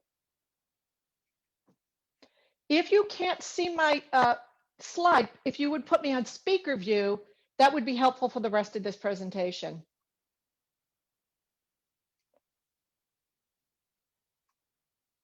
The very first thing you need to do to speak like it matters is to surrender to your purpose. It sounds easy, but sometimes it takes work to figure out what your purpose is. If you can't figure out your purpose, give me a call. Send me a message in Facebook. I'll help you figure it out. My purpose is easy. Have people get that they matter. I didn't learn my purpose until about 20 years ago. I recommend you start earlier than 42. Everything I do is imbued with my purpose.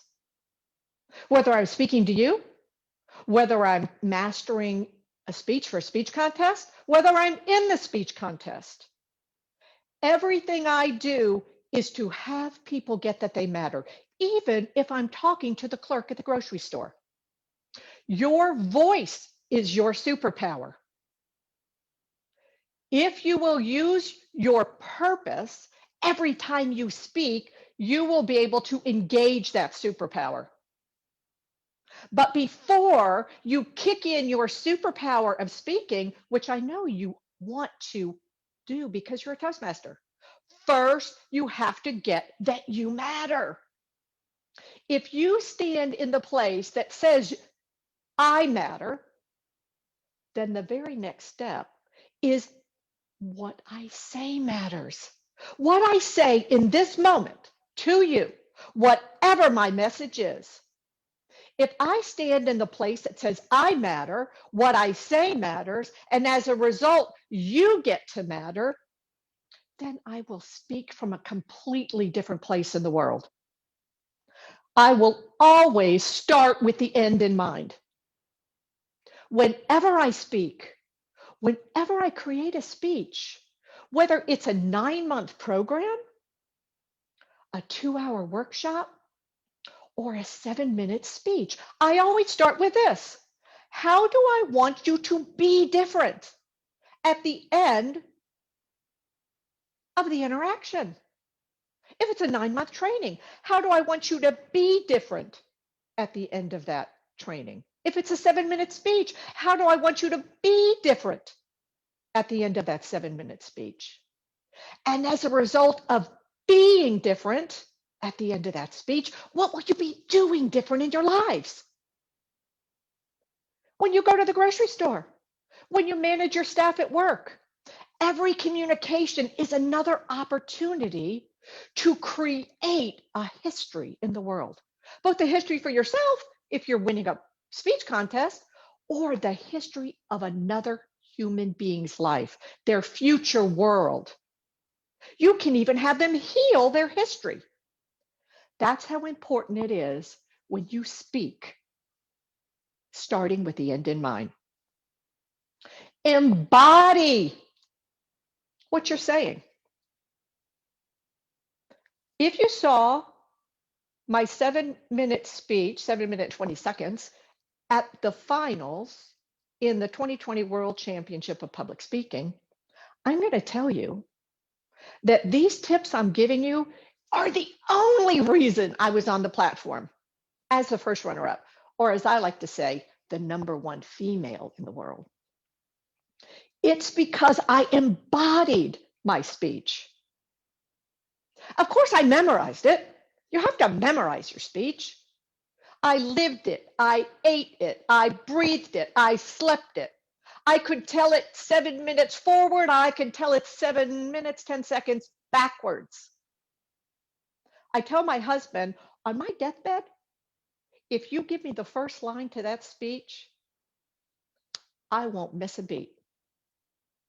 The reason is I memorized it, I learned it, and then I forgot it. I know that speech on a cellular level. I'm with that speech. It is a part of me because I embodied that speech. That speech was born and came through me. It's kind of like dancing. If you're dancing with a partner, you learn the steps to the dance, but when the music starts, you just move. Please do that with your speeches. Memorize the words, then forget them. Let the speech come through you. Let your message come through your speech. Embody your speech, and you can speak like it matters. Be your message. Don't just get up and give a perfectly crafted speech, 3 parts, just the right amount of humor. No ahs, no ums, no slip ticks. Boring. your message. If you will be your message, two things will happen. You will create an experience. I'm an experiential trainer. I don't regurgitate words on people. I give them an experience of something, because the theory of accelerated learning will tell you this. People will forget what you say. I don't care how brilliant it is. I don't care how magnificent you put it together. They will forget your words. But if you give them an experience, they will learn faster and they will remember much longer. Additionally, they will remember if you speak to their emotions, not to their heads. Forget what you look like. Go straight in to their hearts and their minds. People remember what you have them feel emotionally, not what they hear with their head. Speak like it matters. Communication, that's what all speeches are. It's just communication, coming from the word to commune. It's not just transfer of information. If it is, you are wasting your time and you're wasting mine. Communication is the inventing of new worlds together through language. Language is much more than just words. It's bringing forth the expression of life, you and me together. The brilliance of the world that we're in right now is that we can do this all around the world.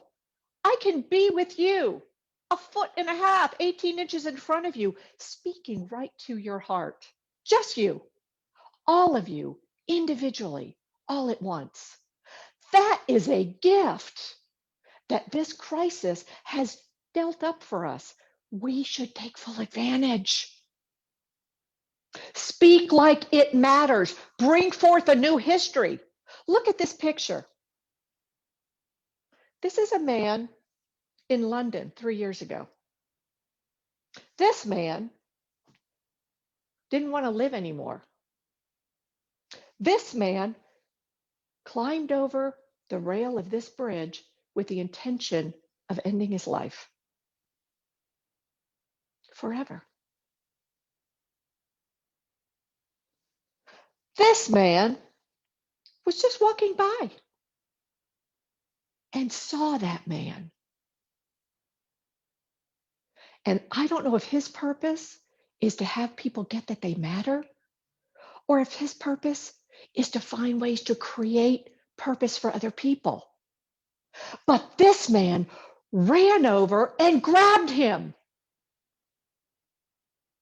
He then opened his mouth and he spoke. He spoke to the other passerbys who were on their way to work or shopping or visiting friends, wherever they were going. And through speaking, he enrolled those people into helping him hold this man. He enrolled them into taking their belts off, into wrapping rope, anything they had on them, to pull this man in from jumping off that bridge ledge. He enrolled the man on the other side of him to help him hold that man. And each of them on either side of this man's head gave the most important speech of their lives. And the title of their speech was "You Matter." Those two men, strangers to this human being, spoke like it was a matter of life and death. And indeed it was. And forgetting all else, where they were going for the day, this group of people held this man for 1.5 hours, speaking speeches to him about life, about worth, about joy. And when the authorities arrived, they pulled him to safety and his life was saved. Now, I don't think those people probably ever connected with him again after that. Maybe they did. Maybe they didn't. But what if, fellow Toastmasters, every time you spoke, whether it was a humorous speech, I heard a couple of brilliant humorous speeches today, whether it's a speech with a message, whatever you do, do it with passion. What a perfect message! With passion, you can change your life. With purpose and passion, you can change the lives of other people. You can save lives of other people. What if every time you competed, there was someone listening to you that needed to hear what you were saying? You're never going to know. I stand in the place that says, I matter. And what I say matters. And someone hearing this message today may give a speech differently, may type me a message and say, Linda Marie, I'd like to talk with you. I want to be in a speech contest. I have a message for the world. Because you matter. I also have this belief about energy in the world. I believe that for every energetic thought that I have that comes up, because thoughts are just energy, internal energy, that if I have a thought, an energetic thought about a message for the world, I believe there's a deficit energy somewhere out in the world that synchronicity will bring into the space where I give that message. And through that, lives will change.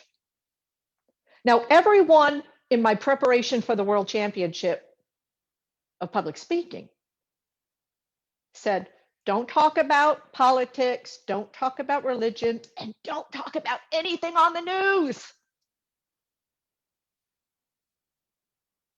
My purpose is to have people get that they matter. Rules don't apply, except that 7-minute rule. That one applies. I get to be my purpose in the world with passion, with purpose. When I am being my message, I'm not regurgitating a speech. If I'm talking about, as I did in my final speech, if I'm talking about oppression, whether it's race, whether it's ethnic, whether it's tribal, whether it's gender-based oppression, and I'm speaking about anger, I'm not going to say, oh, this happened to my friend, it happened to me, and it really made me angry. I'm going to be angry. I'm going to let that beingness come through me right to you because it matters. If I'm speaking about my daughter who died, I'm not going to say I had a little girl and she died. I'm going to be connected with that because here it is. Someone struggling in the world may hear my message, may hear how I am being my message. And it might heal them. It might change them. It might give them hope. It might have them enter a speech contest. Who knows? You matter. Speak like you matter. The world is waiting for your message, no matter what your message is, even if it's humor. If I was doing a humorous speech contest, I would still be having people get that they matter through that. Now, a lot of people are worried about what they look like. If they're being, they don't want to look stupid. If their message calls for them to sing, they're not going to sing. I'll do anything because it matters. And when you get how powerful you are as a Toastmaster and your superpower is your voice, then here's the real secret. You don't matter. What you look like doesn't matter. How foolish you might feel doesn't matter when you get that you matter. Experiment. You'll try new things. You will be what you have to be instead of doing a speech.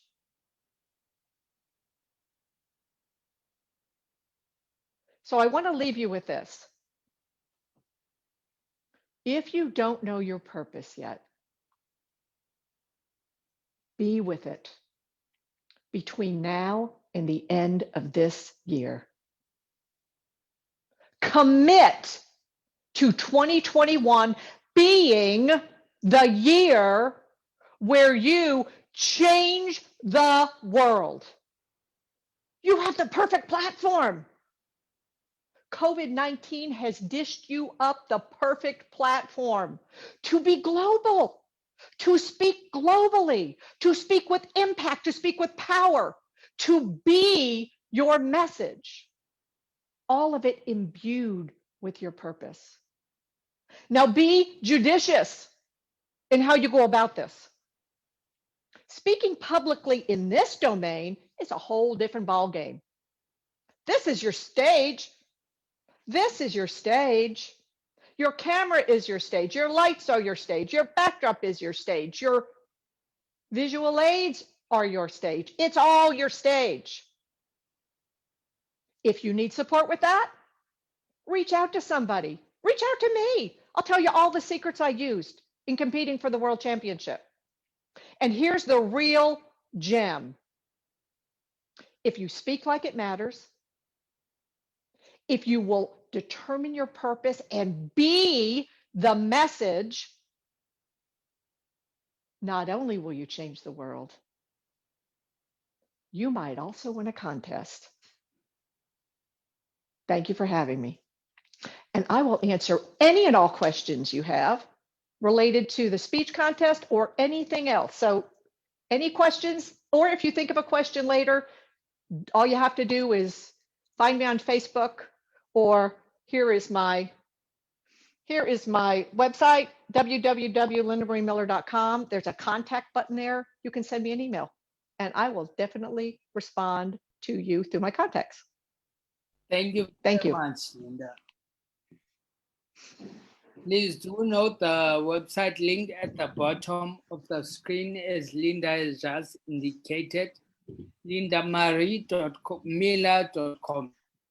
We have a couple of questions that the audience has posed for you, Linda, with Thank you. wonderful speech you've just delivered, where we just got things like speak with the end in mind. And one of the audience members would like to know what questions do you ask yourself when you are writing a speech? Yeah, so I think I mentioned this. I ask myself, how do I want people to be different? If I'm speaking and I'm doing a workshop, I do a workshop called Life of No Regrets. And I'll be doing it a couple times in December. If you want to reach out to me, you can get in on it. Life of No Regrets is about setting yourself up for 2021 or any year to be the best year of your life, the first best year of your life, in a world, in a life of no regrets. Most of us are walking around living a life of no regrets. So when I developed that training, which is a workshop that lasts all day, I didn't say, well, it's about public speaking. I said, how do I want people to be different? I want people to take on 2021 where they wake up every day knowing this could be the last day. Because given COVID-19 in the United States, 264,000 people are dead today that didn't even know what COVID was on January 1st. It matters that you wake up and get what you need to be about. If you're going to be about it, then it's time to be about it. So I always ask myself that. So whether in that particular workshop, it's I want people to take on their life. I want people to live a life of no regrets, like no kidding, like not like just going through the day after day, not having what they want in life, but nothing but excuses about why they don't have it. So I always start with the end in mind. I always start with how I want people to be different. Now, there's no point in talking to have people be different if they're not going to do anything different with it. So however I design, whatever I land in the speech is because I want people to be doing something different as a result of being different.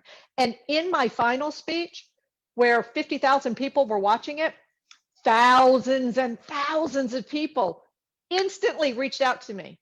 They tried to find me on LinkedIn. Thousands of new people on Facebook, everybody wanting to know if they were white and privileged. They said, you woke something up in me. I want to know more. So we created One Shared Humanity, which is an actual Facebook page. You can go join it if you'd like. One Shared Humanity, born out of a 7-minute speech. And One Shared Humanity is having what we call courageous conversations. And we're about changing the world, all because of that 7-minute speech. So as a result of people being different and having kind of an awakening from that speech, they now are doing things different in their life. And they have formed the movement and we're changing the world. So I hope that answers your question. Awesome stuff, Linda. And I would like to also know, what's the one thing you think is important in a speech that every speech must have? Yeah, it has to be experiential. It has to be experiential. If not, I'll give you an example. In both the semifinals and the finals, and this is the first time I've competed in Toastmaster speech contest. I've only been a Toastmaster for right about 2 years. I didn't even know they had a contest until February of this year. So people were telling me, oh, speaking order is so important. Semifinals. Oh, if you get first speaking order, the person who got first drew first speaking order, because it's randomly selected. You probably all know that. Oh, that's too bad. And the people that drew first speaking order, even in the finals, forget it. Well, I'm never going to win. I'm first. And it kind of shocked me because I'm an experiential trainer and I know that it isn't about the words out of your mouth. It's the experience that you give people. I have an experience of carrying that egg around. When she was carrying that egg around earlier, I was like, oh, don't drop the egg. I had an anxiety inside of me about it because of the way you were speaking about carrying that egg. If you create an experience for people, they will not only remember you past the second, third, fourth, fifth, sixth, seventh, and eighth speaker, they will remember you for the rest of your lives. I have people that still reach out to me and tell me the very first time I gave my semifinal speech, which was in March, I think, of this year, I still have people find me. I just want to tell you that speech changed my life. I want to tell you what I did after. They still remember it. If you give people an experience and you are being, not just doing a speech, people will remember you long past first speaking order. And most importantly, the judges will remember you. There was one coach, his name is Kevin, he works with Ed Tate and Darren LaCroix. I don't know if you know those guys. He said to me, I was in third speaking order. He said to me, I didn't hear any speeches after yours. I didn't hear the fourth, fifth, sixth, seventh, or eighth. I'm supposed to give people feedback on it. I didn't hear anything. All I heard was your speech resonating in my head over and over again. Give people an experience and they'll never forget you. And that was a great question, by the way. Thank you, Linda. We have another one from Roli Sina in India. And Roli would like to know, what would you do differently in your next speech contest? Well, in my next speech, what I would do, I'd give a different message. In fact, I'll tell you guys, I may or may not compete. I may or may not get far if I do compete. But if I compete, I'll go ahead and tell you my name of my speech. You can steal it if you want. My speech title is going to be, Who Wants to Be a Millionaire? That's a TV show here in the United States. And like, who doesn't want to be a millionaire? I want to be a millionaire. Although in the United States, $1 million really, I don't think goes that far. Maybe a billionaire. Who wants to be a billionaire? But I have a different definition now of millionaire or billionaire. What if it had nothing to do with money? What if being a millionaire or a billionaire or a gazillionaire had to do with this? You're a millionaire if you have changed the life or touched the heart or touched the lives in a positive way of 1 million people, directly or indirectly. What if that was the definition? Then you would know that my speaking to you today, I want to make a difference for you, but you're not my end game. I want to be a millionaire. Whatever I'm saying to you today, I'm not speaking to you. I am speaking for the benefit of the people whose lives you will touch as a result of my making a difference for you. Maybe it'll be the way you give a speech next time. Maybe you'll get coaching on how you give a speech next time. Maybe you'll tweak your message. Maybe you'll need to find your purpose first. But how I'm being with you today, my intention is to change the lives that I'm not even going to know because you're going to be changing them. But guess what? I'm getting credit for them. They're a part of my becoming a millionaire, directly or indirectly touching the lives of other people. That's what I'm going to get my speech about. So go ahead and steal it if you want to as an idea. Do a speech about it. And maybe, and here's what I think. There was I'll tell you this, if in the contests, one of the disappointments that I faced was it's very competitive. Like in your home club, everybody's really nice. But if you're in the semifinals, it's cutthroat. They are out to get you out. They want to win. It kind of loses that whole Toastmaster family kind of feeling. But I'm never going to do that. Because if you win, I win. And if you steal my message and you give a speech about it, then more people are getting the message. So I'm okay with it. So that's how what I would do different is give a different message. And I might be more encouraging of people that are competing to join together and create wins for all of us instead of being so competitive about it. Thank you, Linda. We have another one from Mohammed Imran in Pakistan. And Mohammed would like to know, do you read the audience response as you are delivering your speech? And do you then tailor your speech to have a gigantic speech impact? That's a really good question. I do not read the chat box messages, and I'll tell you why. In this domain, if I could give you, let me see. If I gave you an example, do I have anything here? I can't even see. I'm blind as a bat. I wear glasses. I wear big, big, thick glasses.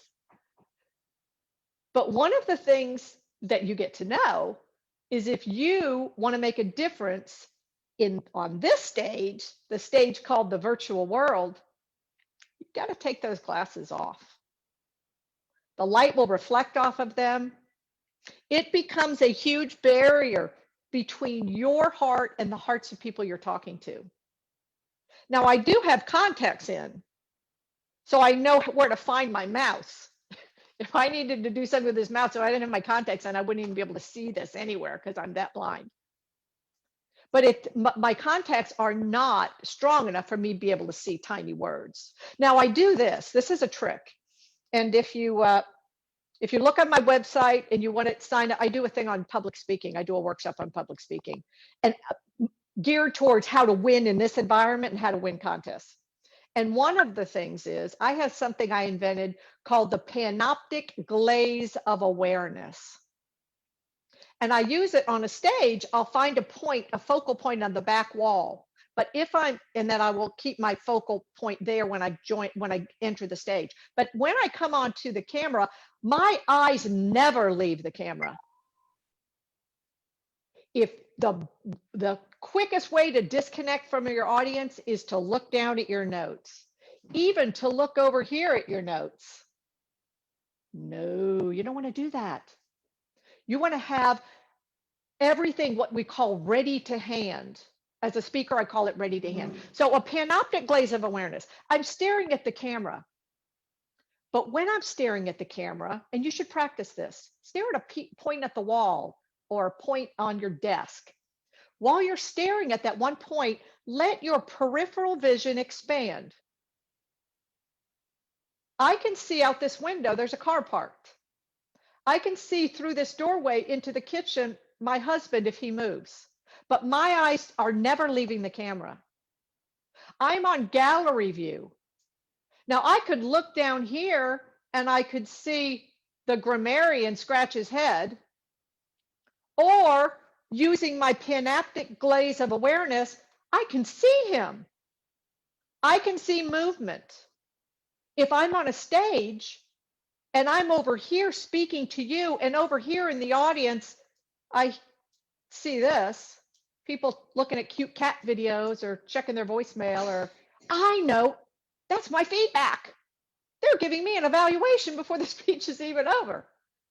And I shift.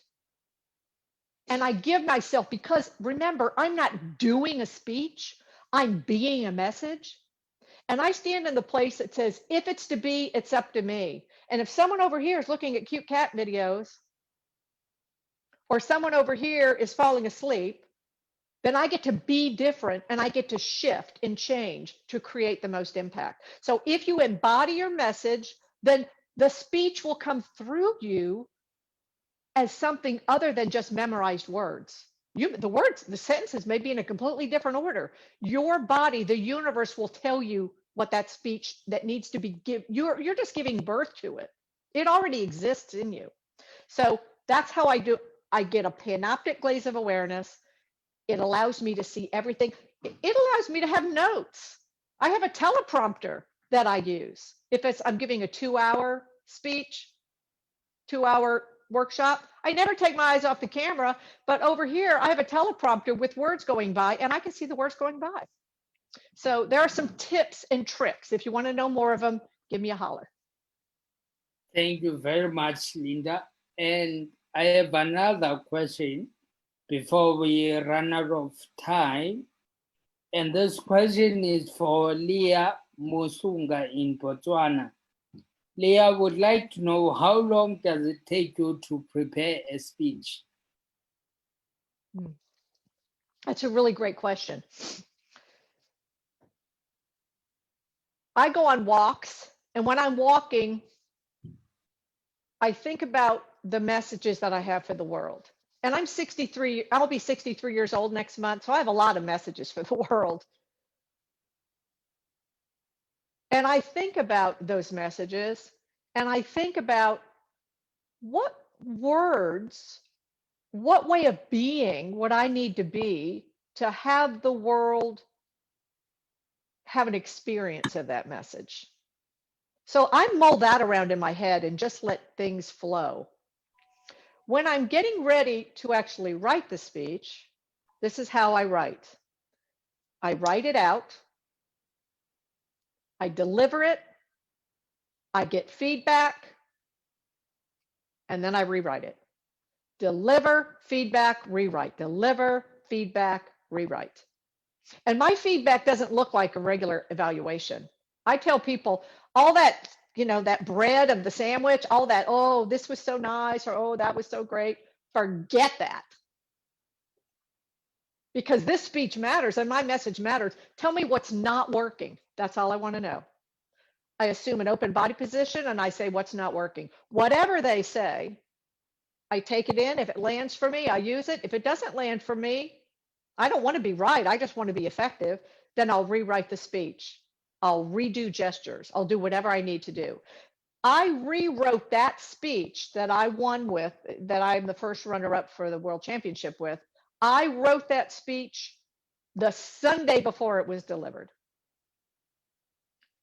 The speech that I had before that had all kinds of humor in it. It had it was called Pretending Not to Know. I started off with this funny thing I've been pretending not to know, and then this funny thing I've been pretending not to know.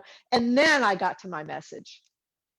And on the Saturday before, 1 week before I delivered that speech, somebody who was giving me feedback sent me an email afterwards and said, look, I wanted to tell you this, but now I'm really going to tell you. Forget all that other garbage. You don't need to be cutesy and all that humor. You don't need that. Be your message. You're dancing around it, trying to be all appropriate. If you're going to be about it, be about it. And I rewrote it, got rid of all the humor. I didn't even have gestures. All I had was my placards. You can be a rule breaker and change the world if you're being your message. And you're changing, and you can change the world, and you can win contests. So that's how I write it. I write, deliver, rewrite. The words are less important. And the feedback that I want from people is, what wasn't working in the experience I gave you? What were you feeling? What was coming up for you? If it wasn't a strong enough feeling, then I need to get back to work. Because through people's emotion center is how you change their behaviors and have them remember you and change the world with you. But thank you very much. Great questions, by the way. If you have any more, don't forget, reach out to me. I'll be happy to answer them.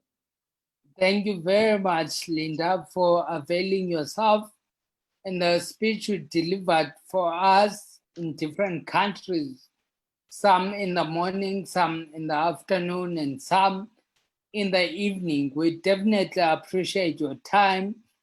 Unfortunately, to the audience, we have quite a lot of questions that have been posed, but due to time limits, I would request you and plead with you to get in touch with Linda via her website or social media. She did mention that she's also on Facebook as well as LinkedIn.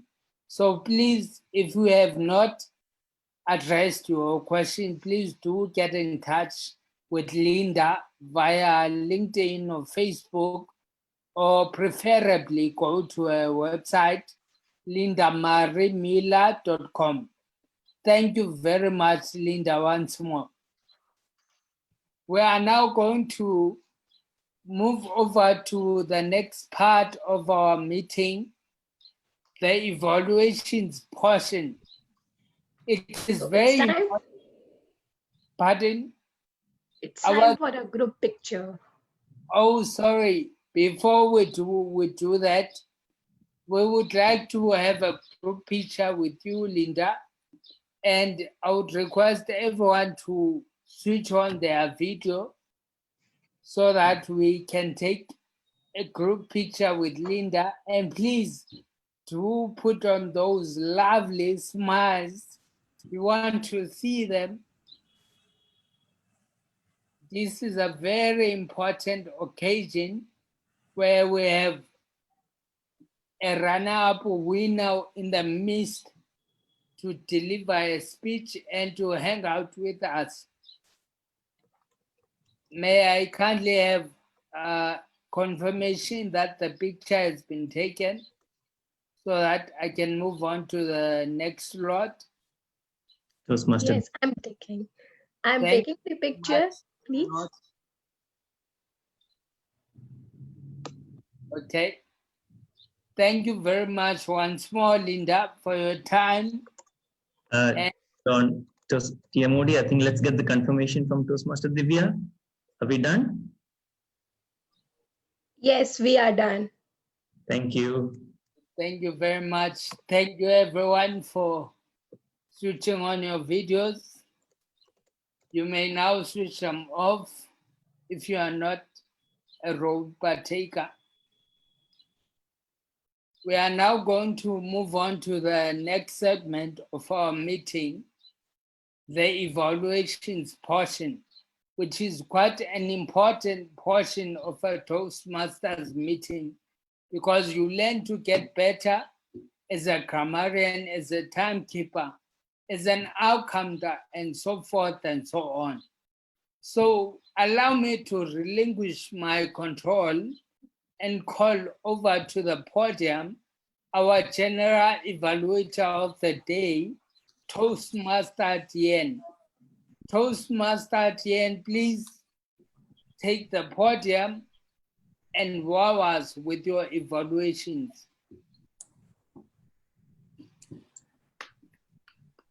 Thank you very much to our Toastmaster of the day, Toastmaster Lubabalo. Once again, a wonderful evening, fellow Toastmasters. We have now come to the general evaluation portion, and I have my colleagues with me who will be giving us an idea of how well we have used our language, how well we have used our pauses effectively, and how well we have used time. They say, feedback is the breakfast of champions, and that is precisely what we will be getting at this point. Firstly, I will now call upon our grammarian Toastmaster Anish Abdul Sattar from Qatar to give us the grammarian's report. Over to you, Toastmaster Anish. Thank you, grammarian. Thank you, general evaluator. Am I audible? Yes. To submit my report of the grammarian's role this evening, the word of the day, judicious, was used by Toastmaster Arafat Salim 2 times, Toastmaster Attar Ahmed, Toastmaster Lubablo Taibosh once, and Toastmaster Linda Mary Miller. The good usage of English language, I've noted several this evening, especially when we have so many champion speakers delivering their winning speeches. Some of them are here. Everyone has a will to win, but only a few prepare to win. The definition of optimism. The comparison is a thief of joy. These words by the presiding officer, Toastmaster Pinky. Toastmaster Avinash Singh said, "The Superman was educated out of me." Toastmaster Kamal Al-Shahabi said, "Eventually, my habit became just a hobby." Toastmaster Arafat Salim said, "Scrounged through the rubble and extracted my chair."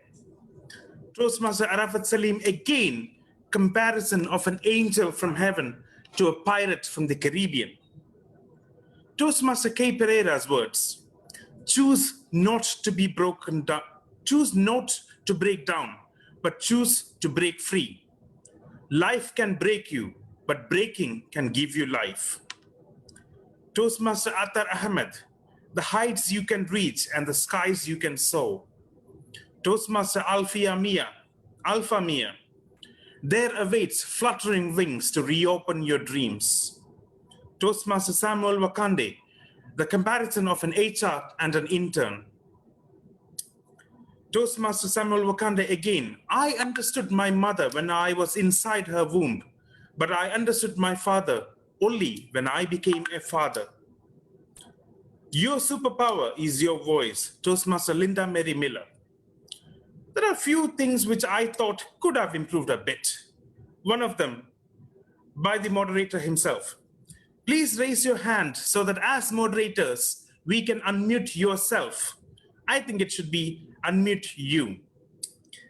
The next couple of things, these may not be grammatical mistakes, but if I were to write these speeches, I would have rewritten it in a different manner. One of them were like, broke the heart of a beautiful boy. When I'm talking about a man or a boy, I would rather use the word handsome instead of beautiful. And another speaker said, it doesn't work out like that. I would rather have said, it doesn't work like that. Now, this is my report for this evening, and I would like to hand the control back to the Toastmaster, the General Evaluator this evening, Toastmaster Ian Cortes. Thank you very much. Thank you very much to our grammarian, Toastmaster Anish. Let's give him a round of applause. Thank you very much for that comprehensive report. I will be giving my feedback regarding this report later on during my evaluator's report. Moving on now to our counter, please join me in welcoming Toastmaster Fariray Nyamukapa Saunyama from Zimbabwe, our counter. Over to you, Madam Toastmaster. Thank you very much, Mr. General Evaluator.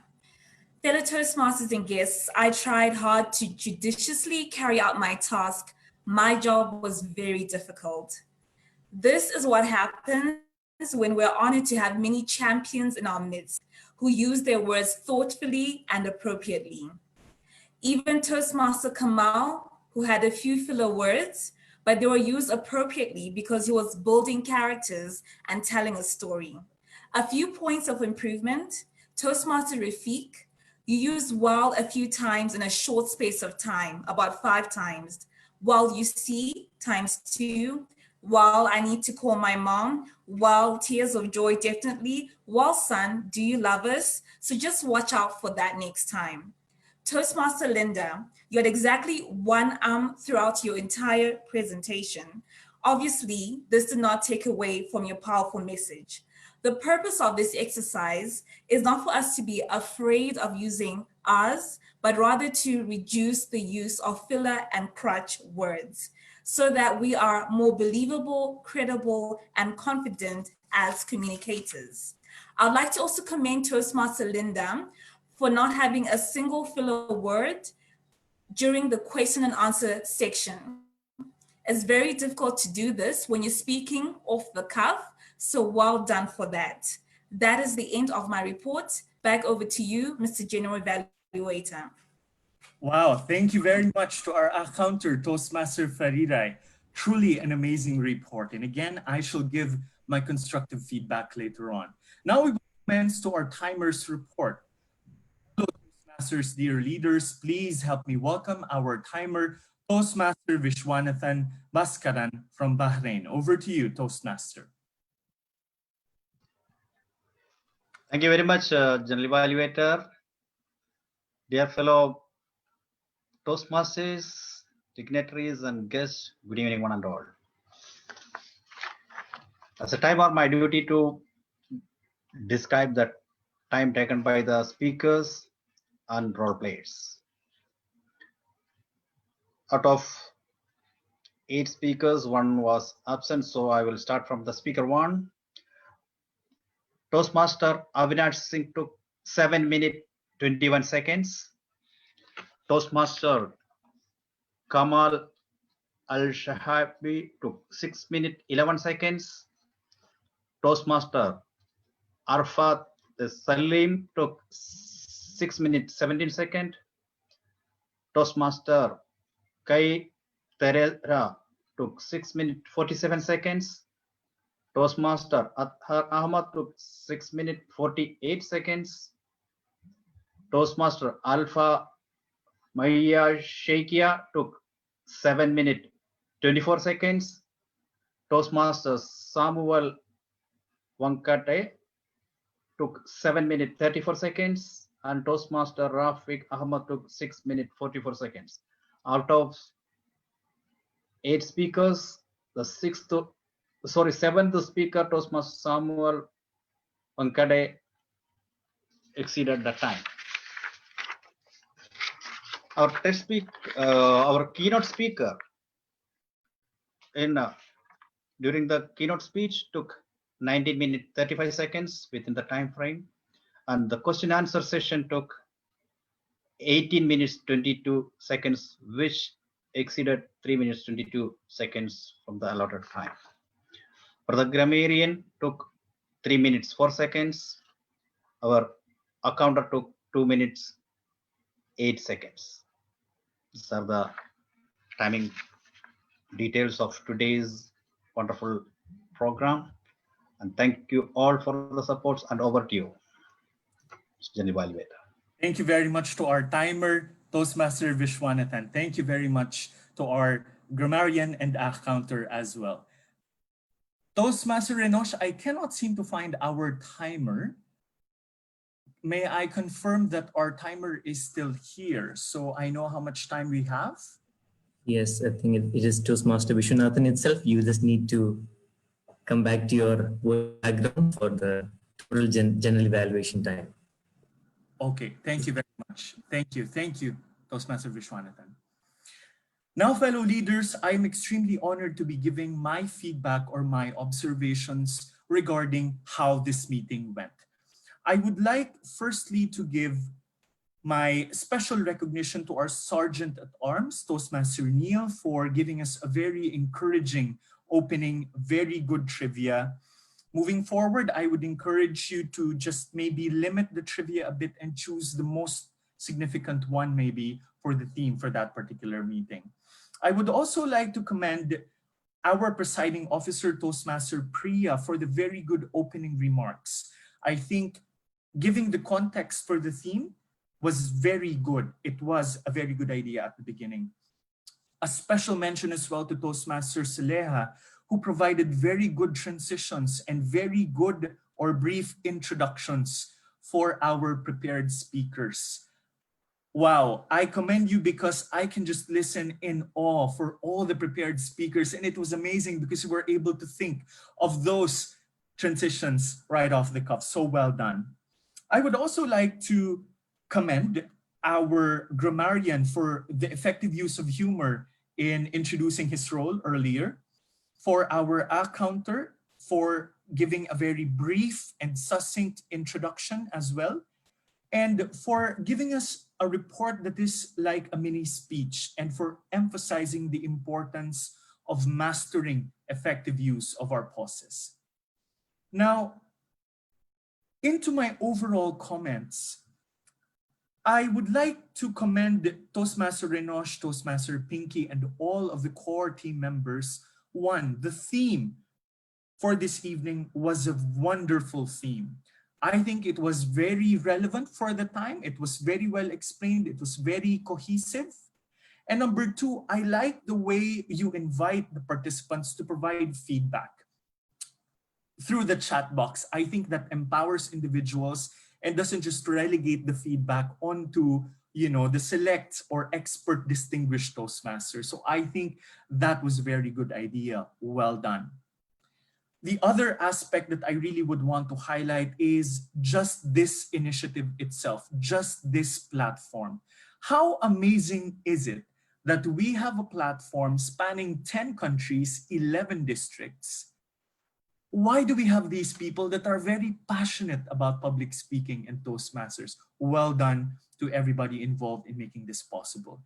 Now, if you will allow me, what are the points that I believe would catapult this meeting into even greater heights in the future? Number one, if we can, maybe allocate evaluators for the speeches. So maybe we cut down the number of the prepared speeches and then provide input or space for evaluators from different countries. I think this would give us a flavor in terms of the different approaches or levels of evaluations, because some would focus on delivery, some would focus on content, some would focus on organization, and so on. The other recommendation that I would give for all the technical evaluators maybe is if we could watch our language. See, whenever we evaluate, whether as a speech evaluator or whether as a grammarian, accounter, or timer, let us try to minimize using words like I would have rather, or I could have, or you should have. Because as evaluators, we are providing suggestions or recommendations rather than providing a very normative or prescriptive way to do something or to say something. Now, overall, I will attempt to summarize how amazing this meeting has been. And special thanks to our keynote speaker, Toastmaster Linda, and to our 8 marvelous world-class top-notch speakers. I am supposed to be working today in preparation for the work week, but no regrets. I leave you all with the challenge. Let's be better version of ourselves. Passion, grit, and the growth mindset takes us to a whole new level. Open that box of fear, conquer it. I can be better, you can be better, we all can. Thank you very much. And I now relinquish my point for this meeting to our next speaker. Thank you very much. Good evening. Thank you very much, Toastmaster Ian. And a wonderful job you've just done helping us grow better as a United Toastmasters initiative. Indeed, together we can, and I can.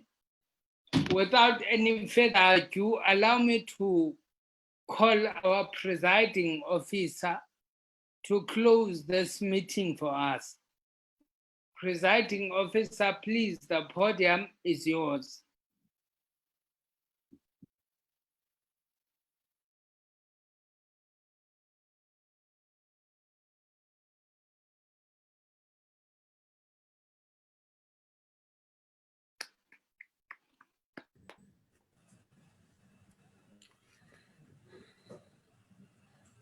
Hello, Toastmasters.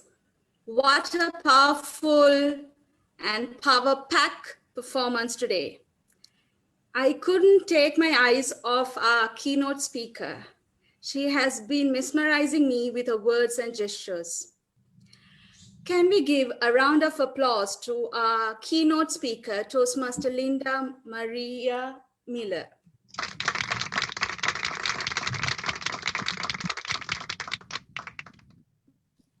Toastmaster Linda, we would like to have more feedback from you, and we need to be connected with you to have more, to have our speeches drafted like the way you have mentioned in our meeting today.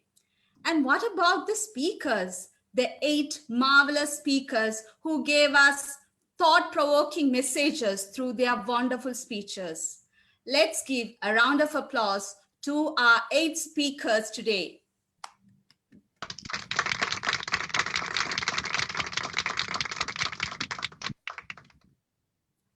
Also, what about the dignitaries and the guests who have tasted the experience of Toastmasters? I'm sure in future they will join the Toastmasters fraternity and be a better speaker, a better leader tomorrow. We'll give a round of applause for all the dignitaries who made their time to join our meeting today, and for all the guests as well.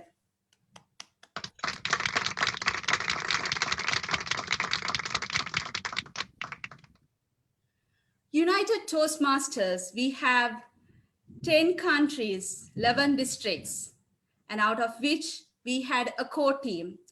And we also had few wonderful role players who nailed it today to make this speech make this meeting a wonderful, a power pack performance.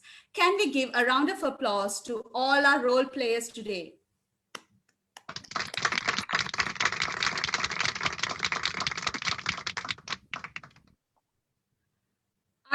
I definitely believe that United Toastmasters will go further in their initiative and will join more countries, will make this a platform for more countries to join us and more guests to join us in future. So all overall performance and overall, it's a productive meeting. Can you give us a round of applause?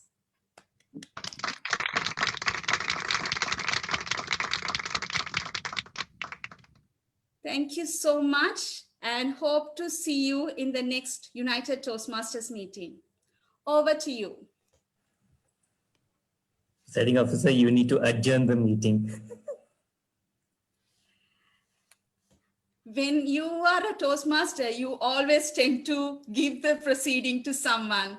Yeah, it's my turn today to adjourn the meeting today. As a presiding officer of United Toastmasters meeting number 6, I adjourn the meeting.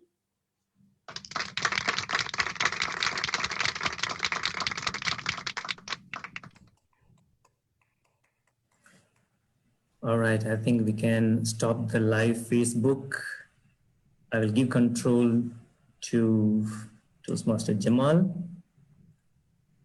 And I request all the role players and our speakers as well as a keynote speaker to kindly stay back